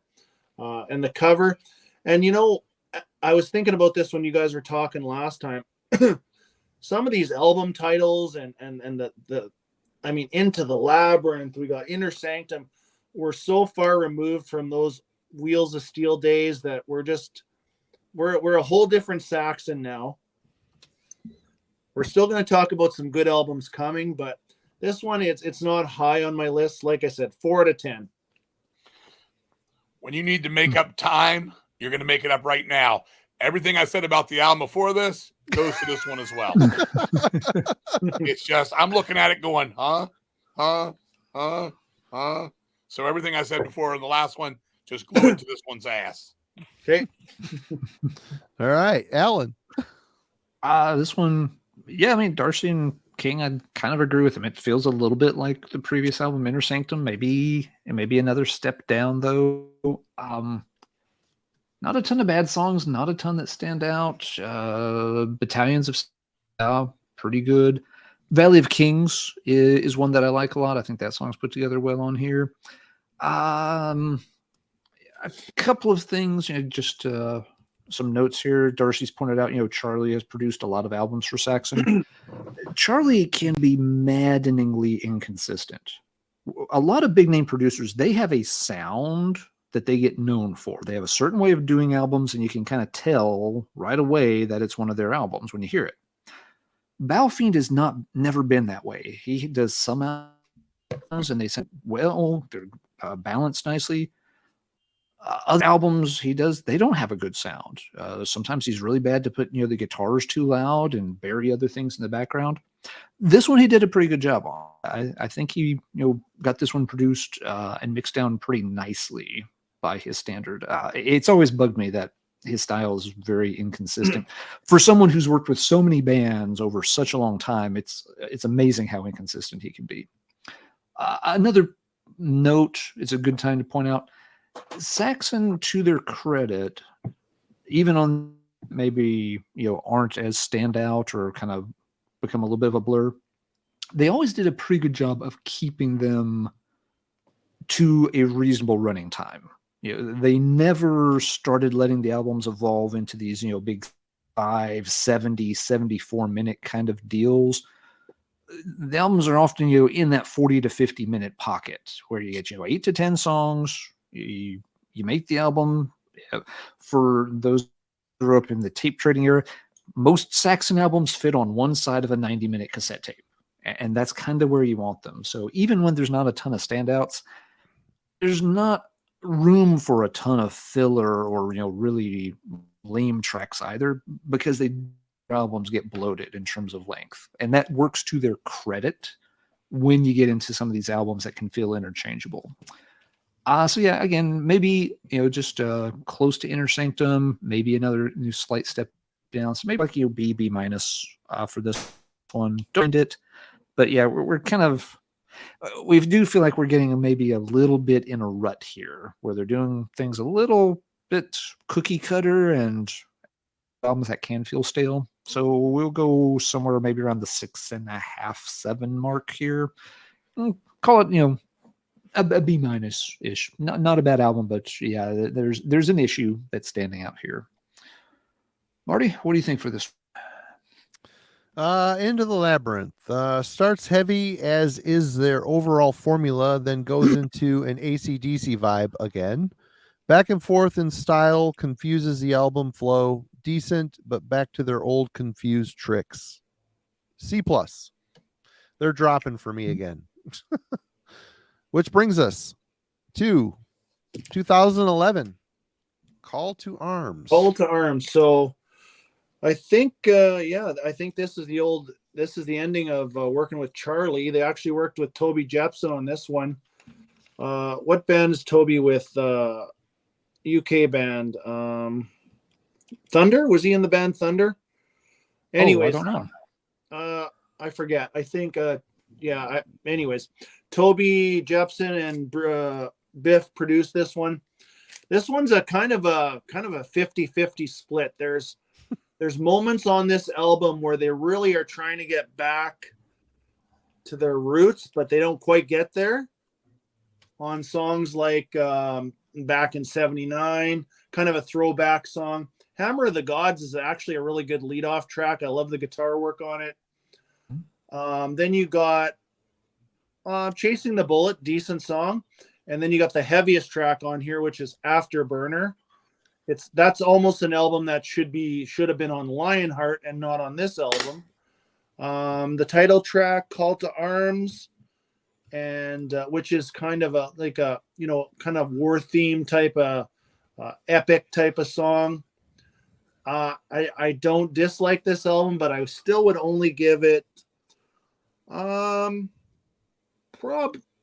5.5 or a 6. I like the vibe. I like the vibe. I like the production. I'll just tell you that the production on this one is a little stripped back. Okay, it's not super metal. Okay. Yeah, I agree with you on that. I remember this one. I like this one better than the last two by a long shot. Don Airey plays on that one tune when Doomsday Comes. Yeah. The tune I'm looking at it here. That's so much like Deep Purple, Perfect Strangers. It's ridiculous. Yeah. Afterburner's good on here. I like Hammer of the Gods too. This is definitely a better record. This is the last couple were just bland as hell. This one had some styling to it that worked for me. Still a few duds in there too, but I'd give this one a 4.5. Biff sings a little bit weird on this at times, but I think the riffing is better on this one. I think they've definitely got some stuff. The songs are a little bit better arranged too. So I'd go like 4.5. No, we had some people in the comments saying, "Come on, guys, this is a good album," and I agree. It's a good album, but we do have to kind of give them a score. But we started off so high for me with some of the older stuff. It's definitely not like I dislike this stuff. It's got to go somewhere, right? I'm just being honest. To me, it's not even an average record. It's below average, this one. 4.5, 5 is average to me. It's 4.5 to me. It's just not enough good tunes on it. There's some good stuff there, which makes those couple points rise from 0, but then it doesn't go. It doesn't bring me to the next plane. Right. All right, Alan. Yeah, for me, this was one I had never even seen or heard of before. I did not know it existed before about a month ago when we decided, that we were going to finally get the SAXON show put together. So went in, no real expectations. Don't like the cover of the album. Looks kind of cheap, cartoony to me. Yeah. But there are decent songs on here. And King's got a good point. This album feels a little more varied. There's a little more texture to it than the past couple. Darcy named several of the good songs. Hammer of Gods is nice. I liked Chasing the Bullet. Afterburner, much heavier, more aggressive track was solid. So they're not all winners. The title track is another one that I did like. There's enough on here that I can dig it. Is it the best Saxon album ever made? No, of course not. Is it a pretty good album by the standards at this time? Yeah, I'd say it is. I would give this one again. Let's see, if I give the last one a B-, then I would give this one a B. I think it's a step back up in the right direction. So solid 7.5 out of 10. Call it a B type score. Yeah, a lot of good tracks on here. Just maybe a little inconsistent with some tracks that don't stick in between, but at least a handful stand out, noted as like, yeah, this. Yeah, these are some cool songs. All right. Alternating styles again, same as the last few albums. Yawn. Those are my notes. C plus. Man, at this point, I just couldn't believe. I kept looking at the Metal Archives list. I'm like, Jesus Christ, how many more albums are there? They've done put out 2 albums since we started this show 2 hours I know ago. there's 2 fucking more albums. We'll have to have an addendum to this fucking show. Yeah, we'll never get caught up. So yeah, Darcy, that brings us to What do we 2013. 2013 Sacrifice. Yeah, here's where we got Andy Sneap putting on the old Sneap stamp on here for sure. Right on. I said earlier too, Lionheart was probably their heaviest record. This is in the ballpark of second heaviest, I would say, overall for sure. You definitely can feel that, and Ellen touched on it earlier about producers having that sound. Andy Sneap is one of those guys that has a distinctive production style, very focused on the guitar work for sure. I like this album overall. It's there's, besides the bullshit song called "Standing in a Queue," which That's bad. is bad. a really bad song. I got that wrote in here too as shitty. Yeah. Well, and you touched on it earlier, Marty. You said all of a sudden, out of the blue, is this shit-stained song, and mixed in with a pretty decent album, really. Procession is another one of those intros into the title track. Sacrifice, very heavy song. Made in Belfast, so that's I think that was building of the Titanic or ship or something. Warriors of the Road, Wheels of Terror. I like that track too. This one overall is just very, very consistent. I like it. It's heavy, and it's kind of, well, we'll talk about the next 3 after, but this was the heaviest album after Lionheart for sure. But I would still give this one I like it. It's a 7 for sure.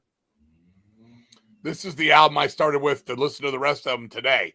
This morning I put this one on. I like this one. I think this one's pretty damn good. It's pretty heavy. The tunes are pretty catchy for the most part. Night of the Wolf I like a lot. Wheels of Terror, those 2 back to back I like. Standing in a Queue is awful. They should have stopped at song 9, not put 10 songs on here. Yeah. The song Sacrifice is cool. I mean, Made in Belfast is a little not my thing, but other than that, it's pretty good. I think it's one of the better albums of the later stuff. I'll probably give this one about the same as I would give Unleashed the Beast, about a solid 5.5 for this one. I like the production on this one. It's a little dry, but I like it. And guitar sounds good. We all know how that is with Andy Sneap. And it's good. What was this one? This was 2013. Yeah, it's good stuff for 2013 from them, I would say. Definitely better. The one before, I would definitely put this one above that one. All right, Alan. Yeah, all good points. It's a heavy album, pretty consistent album. A lot of tracks on here that are standing out. Trying to see if there's any that I liked that Darcy and King didn't already mention. But yeah, I think we've hit on a lot of the good ones here. And yes, it definitely is at the heavy end of the SAXON spectrum for sure. The only thing I will say for Standing in a Queue, I will give it 1 point because it's been albums since this band gave in to that 80s cock rock temptation. They've been on the wagon. They've been good boys for a long time. If they want to, throw in one lame ass 80s, wannabe radio hit tune that we can just laugh at and say, oh God, another one of those. I'll give them that one lousy song at the end of the album because they haven't done it in a long time. They got to, maybe they just needed to scratch that itch, just a tiny bit. Yes, it's a horrible song, but they had avoided it for a long time. So I will give them a pass on it. If I could find something positive out of it, I'd say, well, it's the last song. So if I end at 9, I'm not like having to come back to 11. You hit the skip button. You just have to hit stop one track early. You just end at 9. I agree with King. I would have ended it at 9. It should. The album should. But again, I'm feeling generous. I'll give them their one silly bad 80s rock song here because they've kind of laid off of that for the last few albums. It's time for a goofy one. Exactly. Every now and then you just have to get the one goofy song out of your system. And Saxon definitely has a sense of humor about things. We haven't really commented on that, but they go for, they have a very much of a blue collar vibe. They have the drinking songs. They have the nothing to rock but rock. So let's rock songs all over the place. They get a goofy song here, and I'm not going to throw a red card on them at this point. Grade, let's see. Call to Arms, I said B. This one, B, maybe B plus. It's a high B plus somewhere in there. So yeah, that's 7.5, maybe an 8. I probably would need to more time with it before I'd want to go to that high, but it's got the potential. It is a very solid album in this part of their catalog. Marty? All right. Well, for me, short notes, solid and consistent album other than that Standing in a Queue song. Cheesy, pointless, bad. And I remember I was packaging orders and this song is on.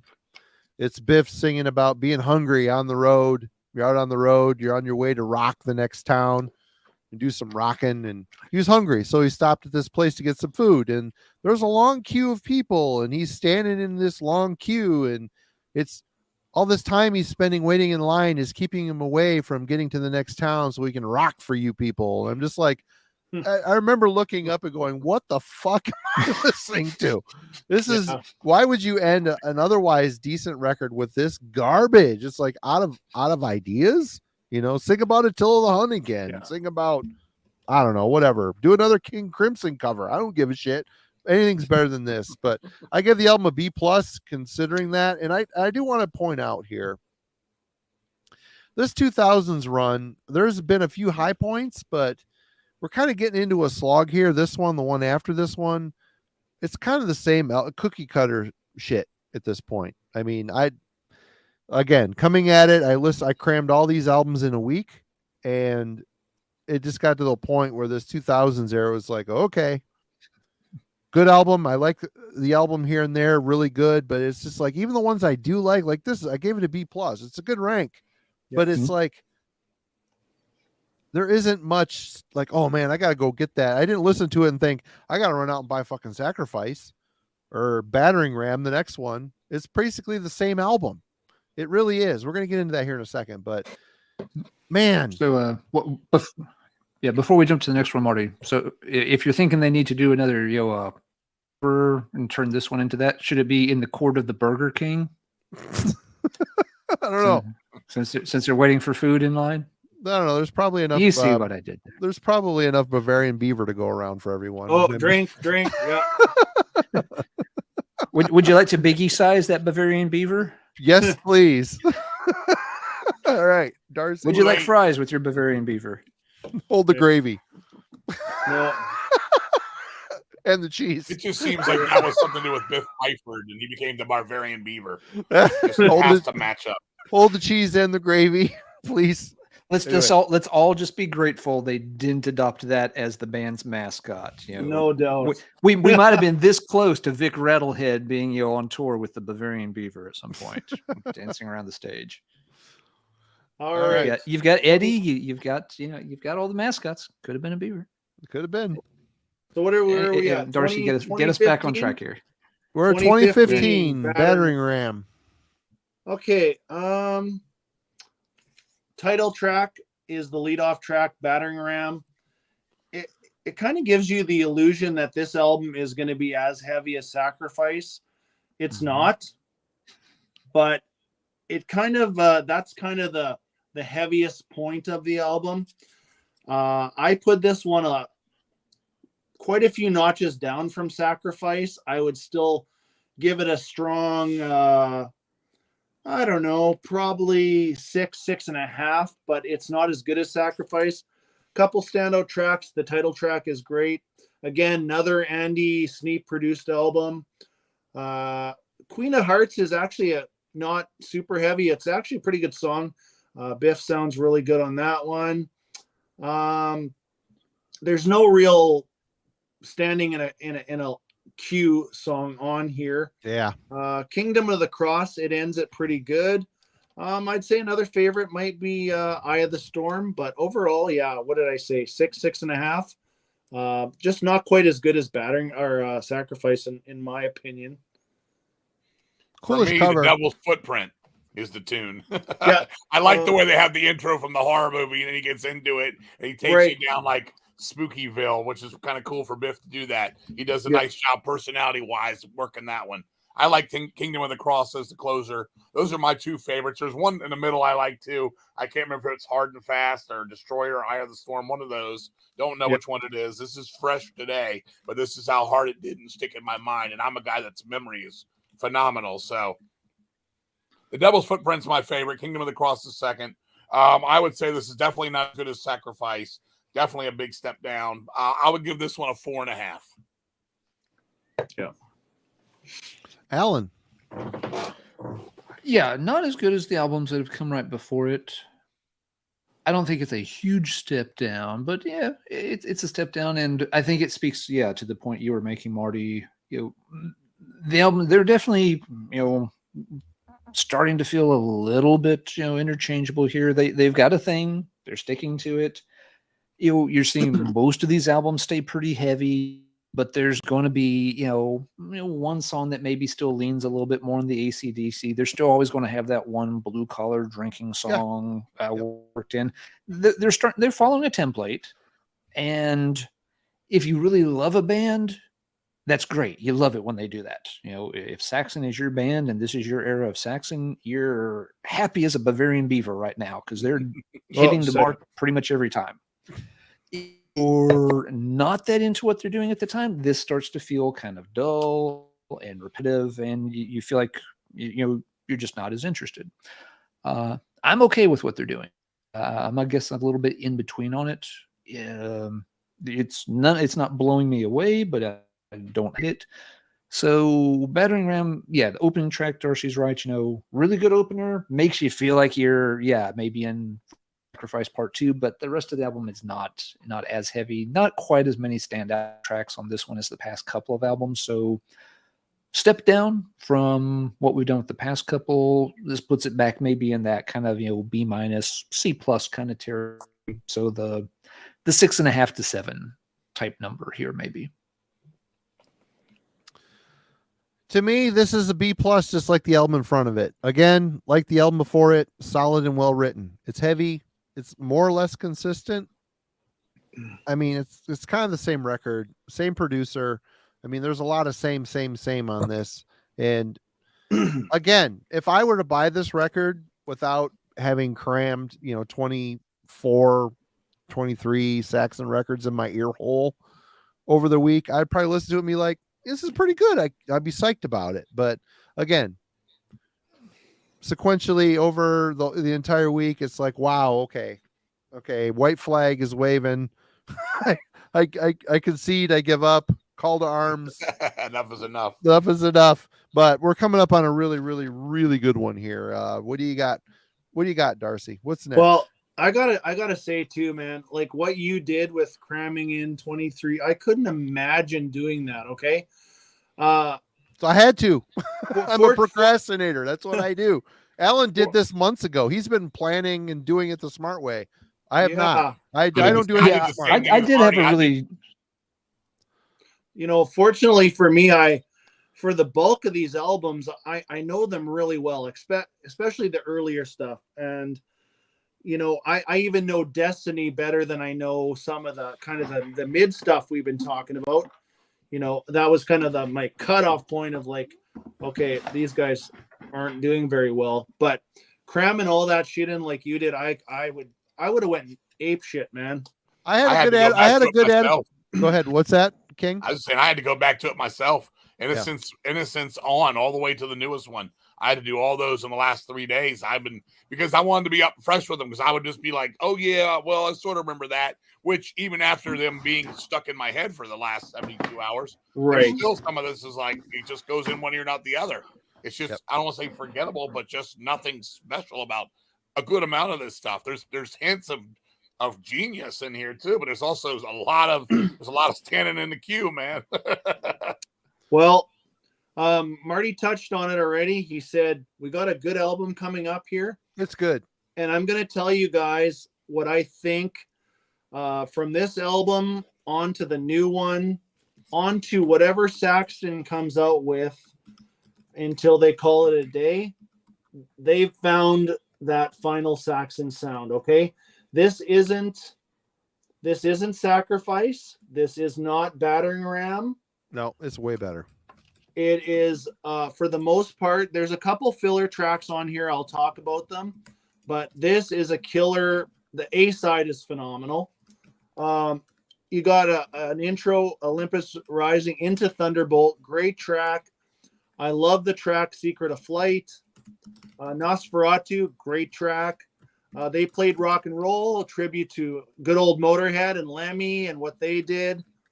The song you guys were talking about earlier is with the death metal vocals is Predator. Yeah. Is it that Johann is, Haig? Is it Johann Haig? Yeah, that's the guy from Amon Amarth. Amon Amarth. Yeah, I wondered. I listened to him. I wrote it down. Biff sings, Johann Haig? yeah. Question mark. Yeah. Biff's on their new album Oh, really? on a song called, I think, Crusader or something, or maybe it's called Saxon something. But Biff's on their newest album. You'll have to look it up. I don't know what song. But I think the last really good track on this album is Sons of Odin. And then Sniper, Wizard's Tale, Speed Merchant are okay. And then it ends with a kind of a standing in the queue song called Roadie Song. They should have just cut it off at 10 songs, okay? But solid album. I honestly, I would give this, guys, an 8 easy all day long. Yep. I've tried locating that record for a reasonable price, and you just can't. It sucks. Yeah, I got lucky. I bought it when it came out, but if I ever see another one, I will grab it for you. Cheers. I like this record. It's decent. I don't like it nowhere near what you guys like it, but I like Thunderbolt. I like the Sniper tune. I think the Sniper tune's pretty good. Predator's fun for what it is. When I heard the death metal thing, it was kind of hokey, but at the same time, it was like, yeah, that's something Saxon would do. The tribute to Motorhead, I like the sample of Lemmy talking in it. That's very cool. Rock and roll is all, that's good. Roadie's song does suck shit. That's terrible. Sons of Odin was good. There's good choruses on this record. That's what really stands out more so than anything. The choruses, very catchy, very instant for Saxon. I would agree that this is definitely like a newer. They've kind of locked into something here, like you're saying. Yeah, that's going to work for them going forward. I would give this record a 6, maybe 6.25. Even it is one of the better ones. It's not as high up for me as Lion's Heart was earlier, but I do like this one. Alan. Yeah, this one is pretty good. Like King, I don't think I'm as high on it as maybe you and Darcy are. There's nothing wrong with it. It just compared to I would take like Sacrifice or probably Call to Arms over this one. But Thunderbolt doesn't come in much behind that. It's close to that Battering Ram level for me. So once again, we're talking B minus territory. Trying to think if there's any tracks here that stood out one way or the other that folks haven't already mentioned. But once again, I think folks have kind of hit the highlight on this one. I kind of agree with Darcy. You do hit a run of songs there, later on side B that, okay, these happened and with it. So another good album. It's not going to make the top of any of my lists, but it's solid. It still feels like, Saxon is following the formula. They're doing what Saxon does at this point in their career. So, Marty, your take. I gave this album an A. I think it's good. Very solid album, heavy and hard driving. Enjoyed the fitting tribute to Motorhead. I mean, you listen to that shitty tribute song that Metallica did for Lemmy, Aces. I can't remember, All the Aces or whatever. Terrible fucking song. This, Biff and Lemmy were friends, man, and I thought it was a fitting tribute, a loving, fitting tribute. Good song, good rock and roll song. They played rock and roll indeed. Even some death metal vocals, ? Johan Hegg, ? I was right on that, thankfully. Again, I've tried hunting this record down at a reasonable price, and I just am not willing to pay what they want to sell it for. But I do think the record is excellent. I think it's a later 2000s good one for them. And that's not saying, Sacrifice I enjoyed, and Battering Ram, I gave them both a B+. Yeah. But this album just seems a little bit more exceptional. The songs are better written. It's good production. The cover art's really cool. I mean, everything about this record is in line, which leads us up to, 2021, we have a sidestep, Inspirations, which is a covers album. I did not listen to this because it was a covers album. I had to say, fuck that. It would have been fun. Unfortunately, I did. I did not like any of the cover songs at all. None of them. And we do tons of covers in Deceased, try to, always try to give it something. I just didn't like any of it. I mean, Hold the Line from Toto. I didn't even sound like the same damn song to me. Yeah. And they're coming out with another one called More Inspirations. It comes out in March. I'm looking at that now. That's Stone Free, Jimi Hendrix, one of my favorite Jimi Hendrix songs. They annihilated that, man. I didn't like it at all. So I'm just being honest. Problem Child, AC/DC. The one time they got to sound like AC/DC, they don't. We got a problem, child. Yep. For me, it just didn't work. I listened to it today. I was like, wait a minute. Definitely the Saxon completist. There's basically zero production on that thing. It's just them in a room jamming out, and not a necessary album. If you're a Saxon fan, you can bypass it easily. But on to their latest studio album, Carpe Diem. Yep. Mm-hmm. Not the best cover, actually. It's kind of I understand what's going on with the wall. It's very English. Yeah, very English cover, English countryside. Sure. But it's not super exciting. And actually, prior to it coming out, they had two. They were either going to call this Carpe Diem, which they did, or they were going to call it The Pilgrimage, which is a really good song on here. But just before I tell you about a few tracks, I'll tell you, after my first two listens of this album, I thought, shit, this isn't as good as Thunderbolt, I thought, okay? But then upon more listens, I said, you know what, this is just as good as Thunderbolt, just in a bit of a different way, because every track on here is just...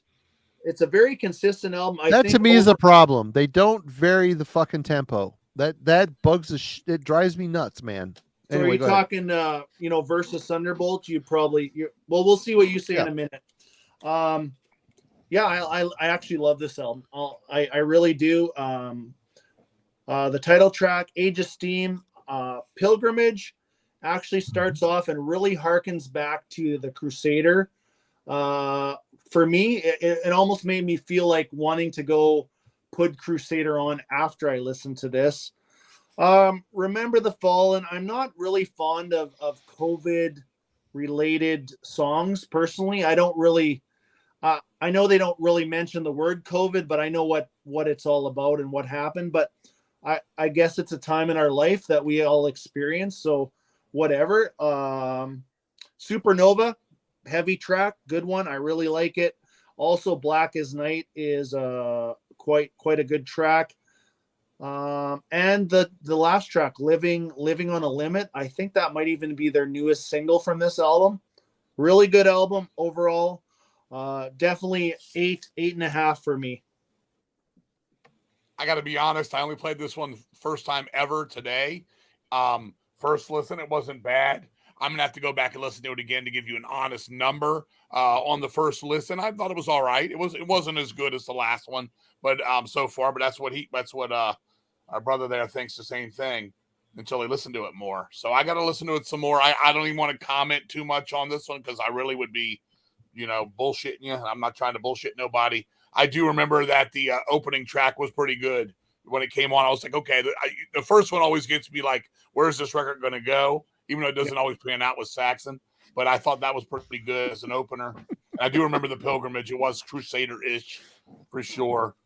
That's all I really remember about this one. So I'll leave it at that. I'm open for discussion out of the gate. If I was to do it on what I remember of it now, I would say 4.5 for me. All right, Alan.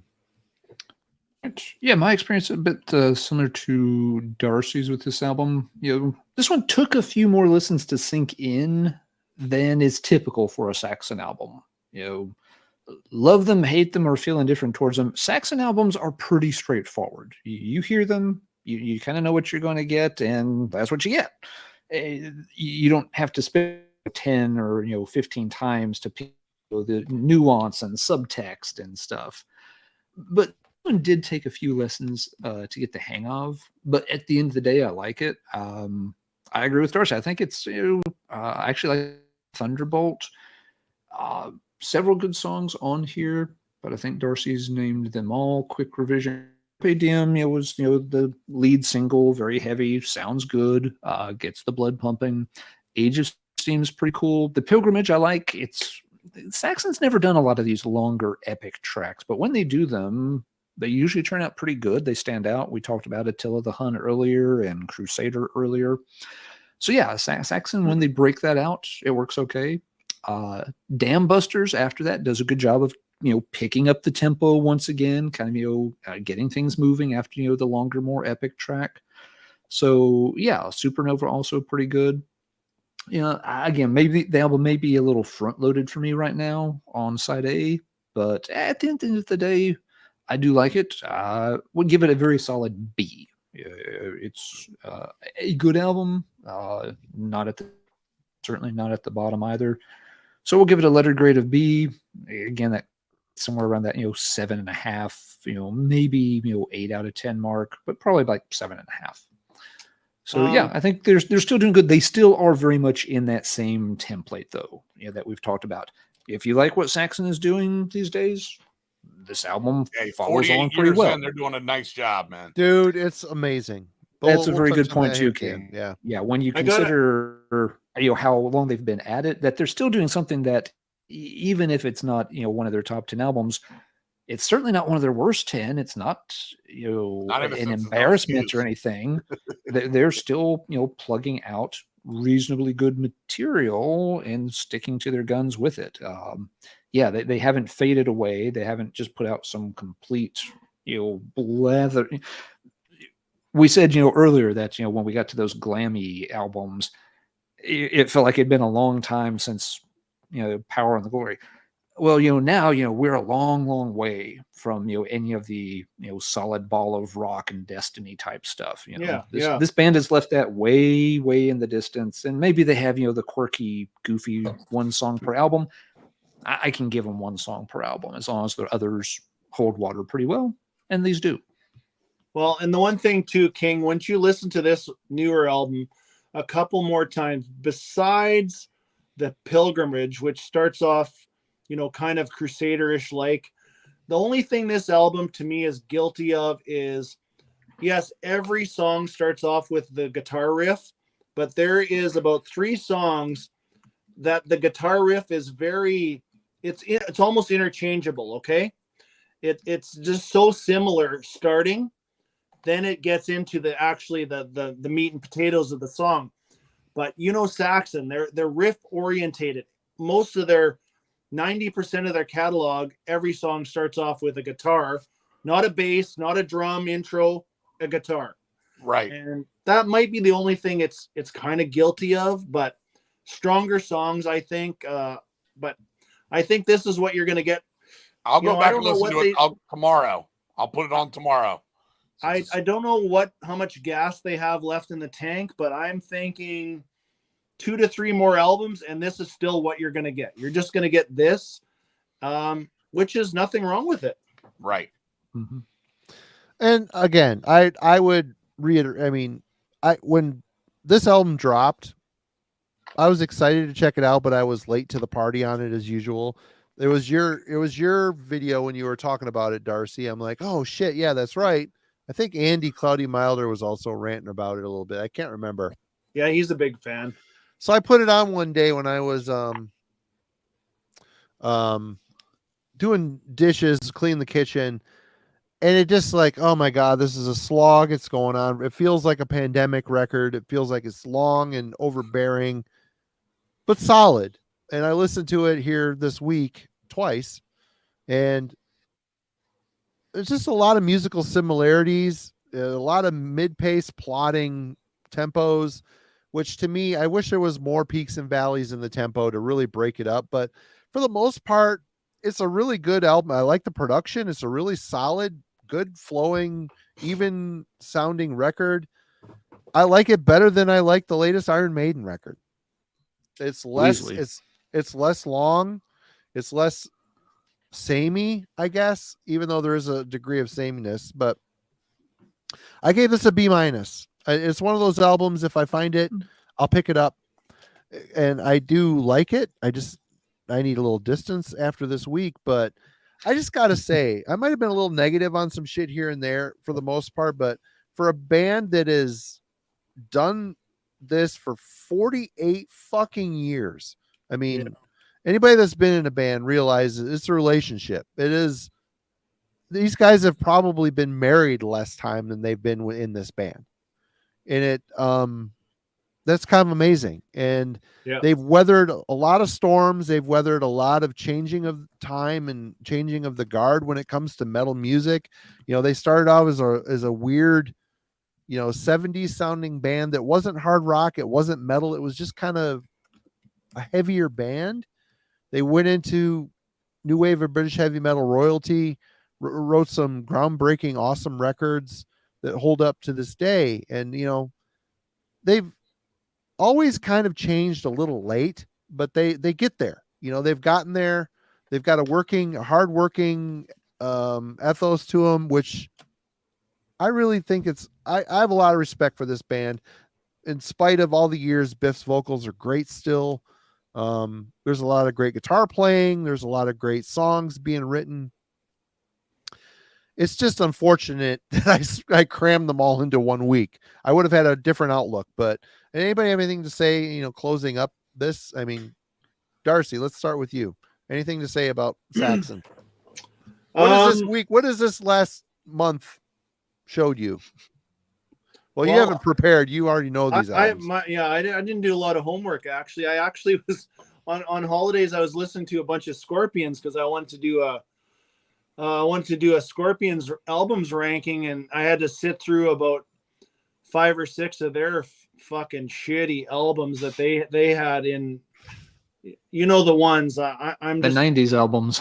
Yeah. Which band was it? I was reading the chat. What did you say? Which band? Oh, Scorpions. I'm really a late 70s, very early 80s type of Scorpions guy. So, anyways, Saxon, it's always good to go back to. But I'll tell you that what I call that trifecta of Wheels, Strong Arm, and Denim. I mean, those albums, they're just burnt in my brain. I could just turn on the button and they're playing in my head, so I don't need to go back to them. But when I do, it's and because they're so short too, you can listen to those 3 albums in less than an hour and a half, right? So I do go back to the newer stuff, but I think, I don't know, overall a band that I respect. They weathered the storm.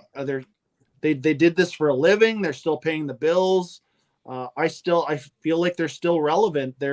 And like I mentioned earlier in the video, I still put them up there with the Maidens and the Priests, not quite there, but just below, right. They got to sit with Motorhead too. I mean, it's all kind of the same area, the kind of the same,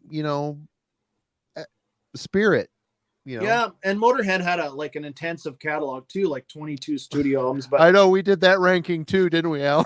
That one almost. yeah, I haven't listened to Motorhead since. yeah, and I've done one of those too. But whereas I personally think Saxon has a more consistent catalog than Motorhead. I still love them both, but yeah, it's always fun. And I was looking, like I told Alan before too, I said I've been really looking forward to meeting and hanging out with King and watch all the times he's on here, and you guys always have a blast, I guess. How about you, King? Any final thoughts on Saxon? I'm happy they're still around. It's good to see some of the old farts still doing what they do.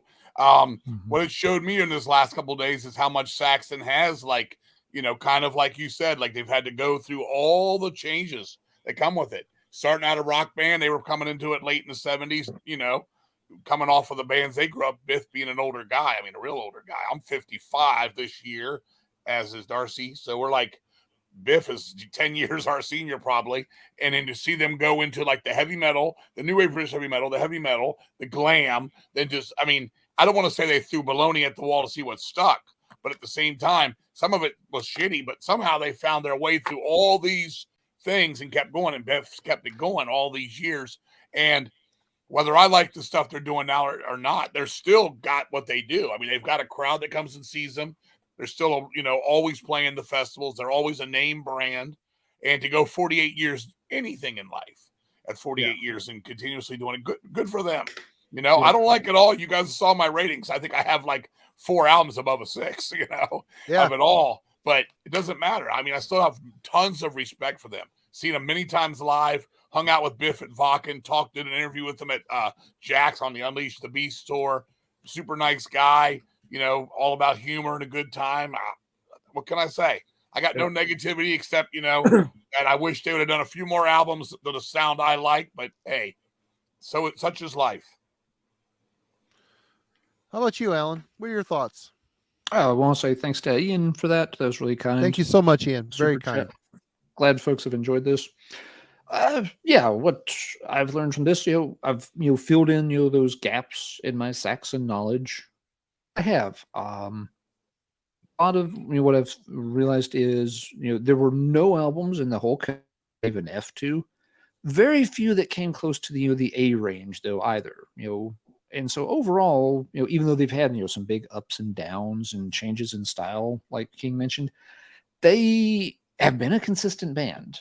Once they get into a style and stuck to it more, over the past, decade or two, they've been very consistent and done solid albums. The early albums were consistently great. The mid, late 80s and early 90s albums were consistently kind of laughable. But even in those albums, there's sometimes, was that one track, there's cry. Sometimes there's at least that one song that was always worth hearing. And those albums, again, for that style, I found them, to be okay. I really thought some of those albums would just be a flat out, F minus, oh God, I can't ever, this is hurting my ears. And they hurt my ears if I treat them like heavy metal albums. But like as we talked about it, if we treat them as okay, it's an 80s hard rock album with a lot of hairspray and a smart blazer on the cover, okay, you could listen to them for that. So they've carried on, they followed that pattern, and I think that's something we're noticing as we do these legacy bands on different episodes. They, of course, they have that classic period back in the 80s that we all know and love, and most fans do. And somewhere along the line, for various reasons, plot a bit. They change styles. They have too many lineup shifts, management shifts, whatever. They go astray for a few albums or a period of time. And then they eventually circle back. They don't always, of course, go back to what they were doing beforehand. Time changes. Things change. It's hard to go back. But they find their way back to a really consistent style that appeals to heavy metal fans, in that day and age. And that's exactly what Saxon has done. They followed that same pattern, and it's worked well for them. They're getting up there in years, but bless their hearts. I hope they can keep plugging away at it and make as many more albums as they want to. I think what they're doing these days, I would rather listen to them than several of the other legacy bands that have just really lost my interest and gotten very boring. That would be my take on Saxon at the end of the day. How about yours, Marty? Hey, Darren, thank you so much for that. Really appreciate it. Oh, thank you, Darren. Cheers. Didn't see that while I was rambling. Well, I've already kind of stated it. I'm just kind of in awe of their career. I'm in awe of what they've achieved. I was listening to. I had some errands to run today, so I threw on Halloween's "Time of the Oath" driving around town, and I was just kind of in awe at how 90s it sounds and how it made me feel. And I was thinking, why does it sound and feel this way? And I realized that I kind of teleport myself back to that time. 95, I was younger. My ideas and my thoughts were full of possibilities. Things I'm going to do in life are full of possibilities and stuff. And now I'm listening to it as an older guy, and maybe some of those possibilities ended up to be dead ends or, missteps, or however you want to say it. And the passage of time, if you stop and think about it, it's kind of staggering. It just is. And a band like Saxon, 48 years doing this. Granted, they were on a continent that nurtured metal a little bit differently than this continent did. I mean, there's some diehard metal love here. Don't get me wrong. I'm just saying, clubs, venues, the whole thing. I mean, King, you've been to Europe. Festivals. I mean, you've been over there. It's different than here. You just do. It's just fucking different. No, you're right. They never lost their way. America gave up on it for so many years. America gave up and didn't care about it and seen us less than garbage. They just did. Yeah. And over there, clubs, they feed the bands, they pay the bands, they treat the bands mostly decent. And like I said, it's a very nurturing, they lived in that era, and they maybe it's a sense of arrested development. I don't want to lose my way in this thought process, but cheers to them. They didn't give up. They put out some great records. They put out some fucking stinkers. That's just the way it goes. A band 48 years old, every album can't be great. I'm sorry. It just cannot be great, especially if you're throwing all sorts of different people. But cheers to Saxon. Seriously. It's been a slog, and I wouldn't recommend anybody do what me and King did this week, because really it doesn't do the band justice to process 48 years into a week. It's kind of lame. It just is.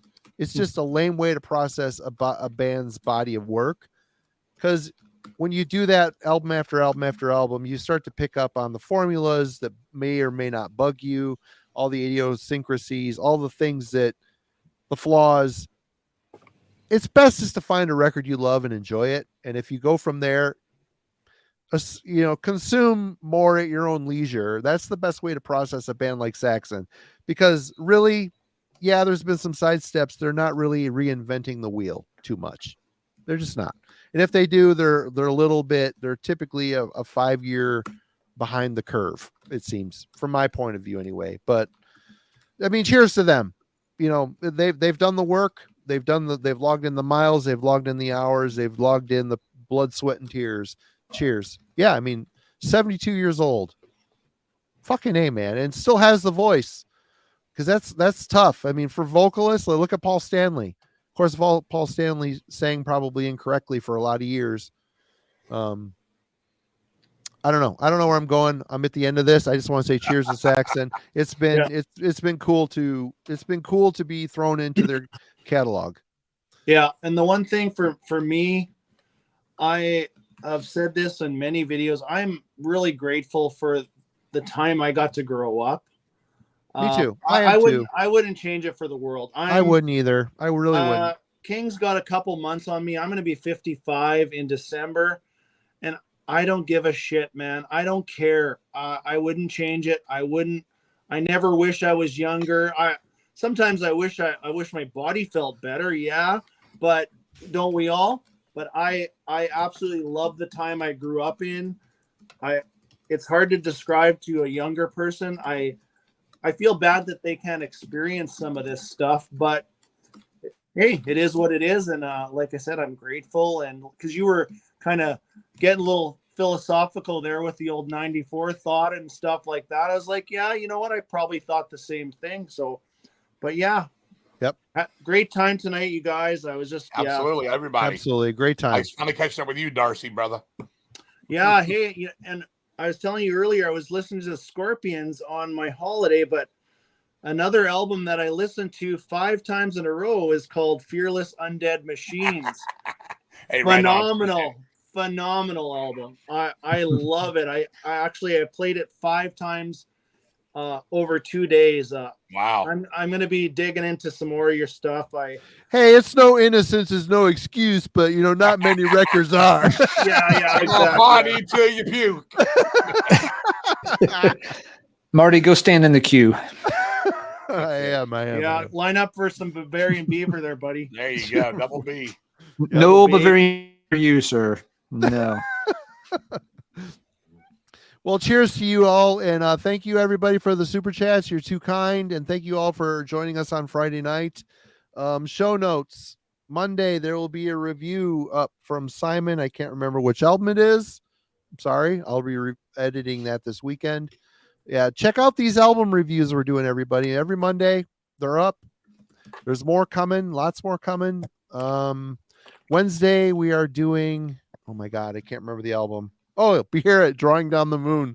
Yeah, we're going to be doing an album club on Beherit's Drawing Down the Moon. Next Friday, I don't think we know yet, do we? No, we're talking to some folks, but we don't have a show set. We have one quick question for King before we jump off. Fraser wants to know if there's anything coming from October 31st soon. There will be one more album from October 31. We'll be doing it late this year. It'll be on Hell's Headbangers. It'll be the farewell record. We've stopped playing live. Brian's got Parkinson's disease. It's been fucking awful for over 2 years. Really bad. I gotta say, man, he's one of the best, most fun guitar players I've ever seen live. I've seen you guys twice, and I would stand right in front of him and just watch in awe. That guy, that motherfucker shreds, and he loves to play. And it just the energy he throws off, the love of playing heavy metal. It makes. He's a great guy. King is a front man, but Brian fucking Hellstorm he's a badass, man. I promise you it'll be heavy metal too. I promise you it'll be full on heavy metal. Everything we got, man. We'll try to make the catchiest, funnest fucking October 31 farewell record. So thanks, Fraser, brother. I'll catch up with you sometime, brother. Fucking A, yeah. All right. That's it. Anything else before we shut the lid on this thing? No. Gotta go walking through Tokyo now. Yeah. Stand in the queue in Tokyo. Really, all the eras and everything. It's just all in my head, and I liked it. It was neat. It was fun for me. It really was. Talking to everybody and reading all this over here. It's fucking great. You guys do a great show. I tell you guys every time I come on, man, it's always fun. It's professional. It's good. It's loose, but it's tighter than a bull's ass. Well, thanks for that. Thank you so much. Like I said, anytime you guys need me, I'm there. I love hanging out with you guys. I love your show. I love your dedication to what you guys do. Because if anybody thinks this is easy, they're mistaken, man. It's work. It is tougher than training a Bavarian beaver. Hey, it's fun work though. I gotta say. Yeah. Thanks so much for joining us tonight, guys. Appreciate both of you being here. Later. Yeah, absolutely. Cheers, everyone. We'll see you next week. Have a good one. Bye.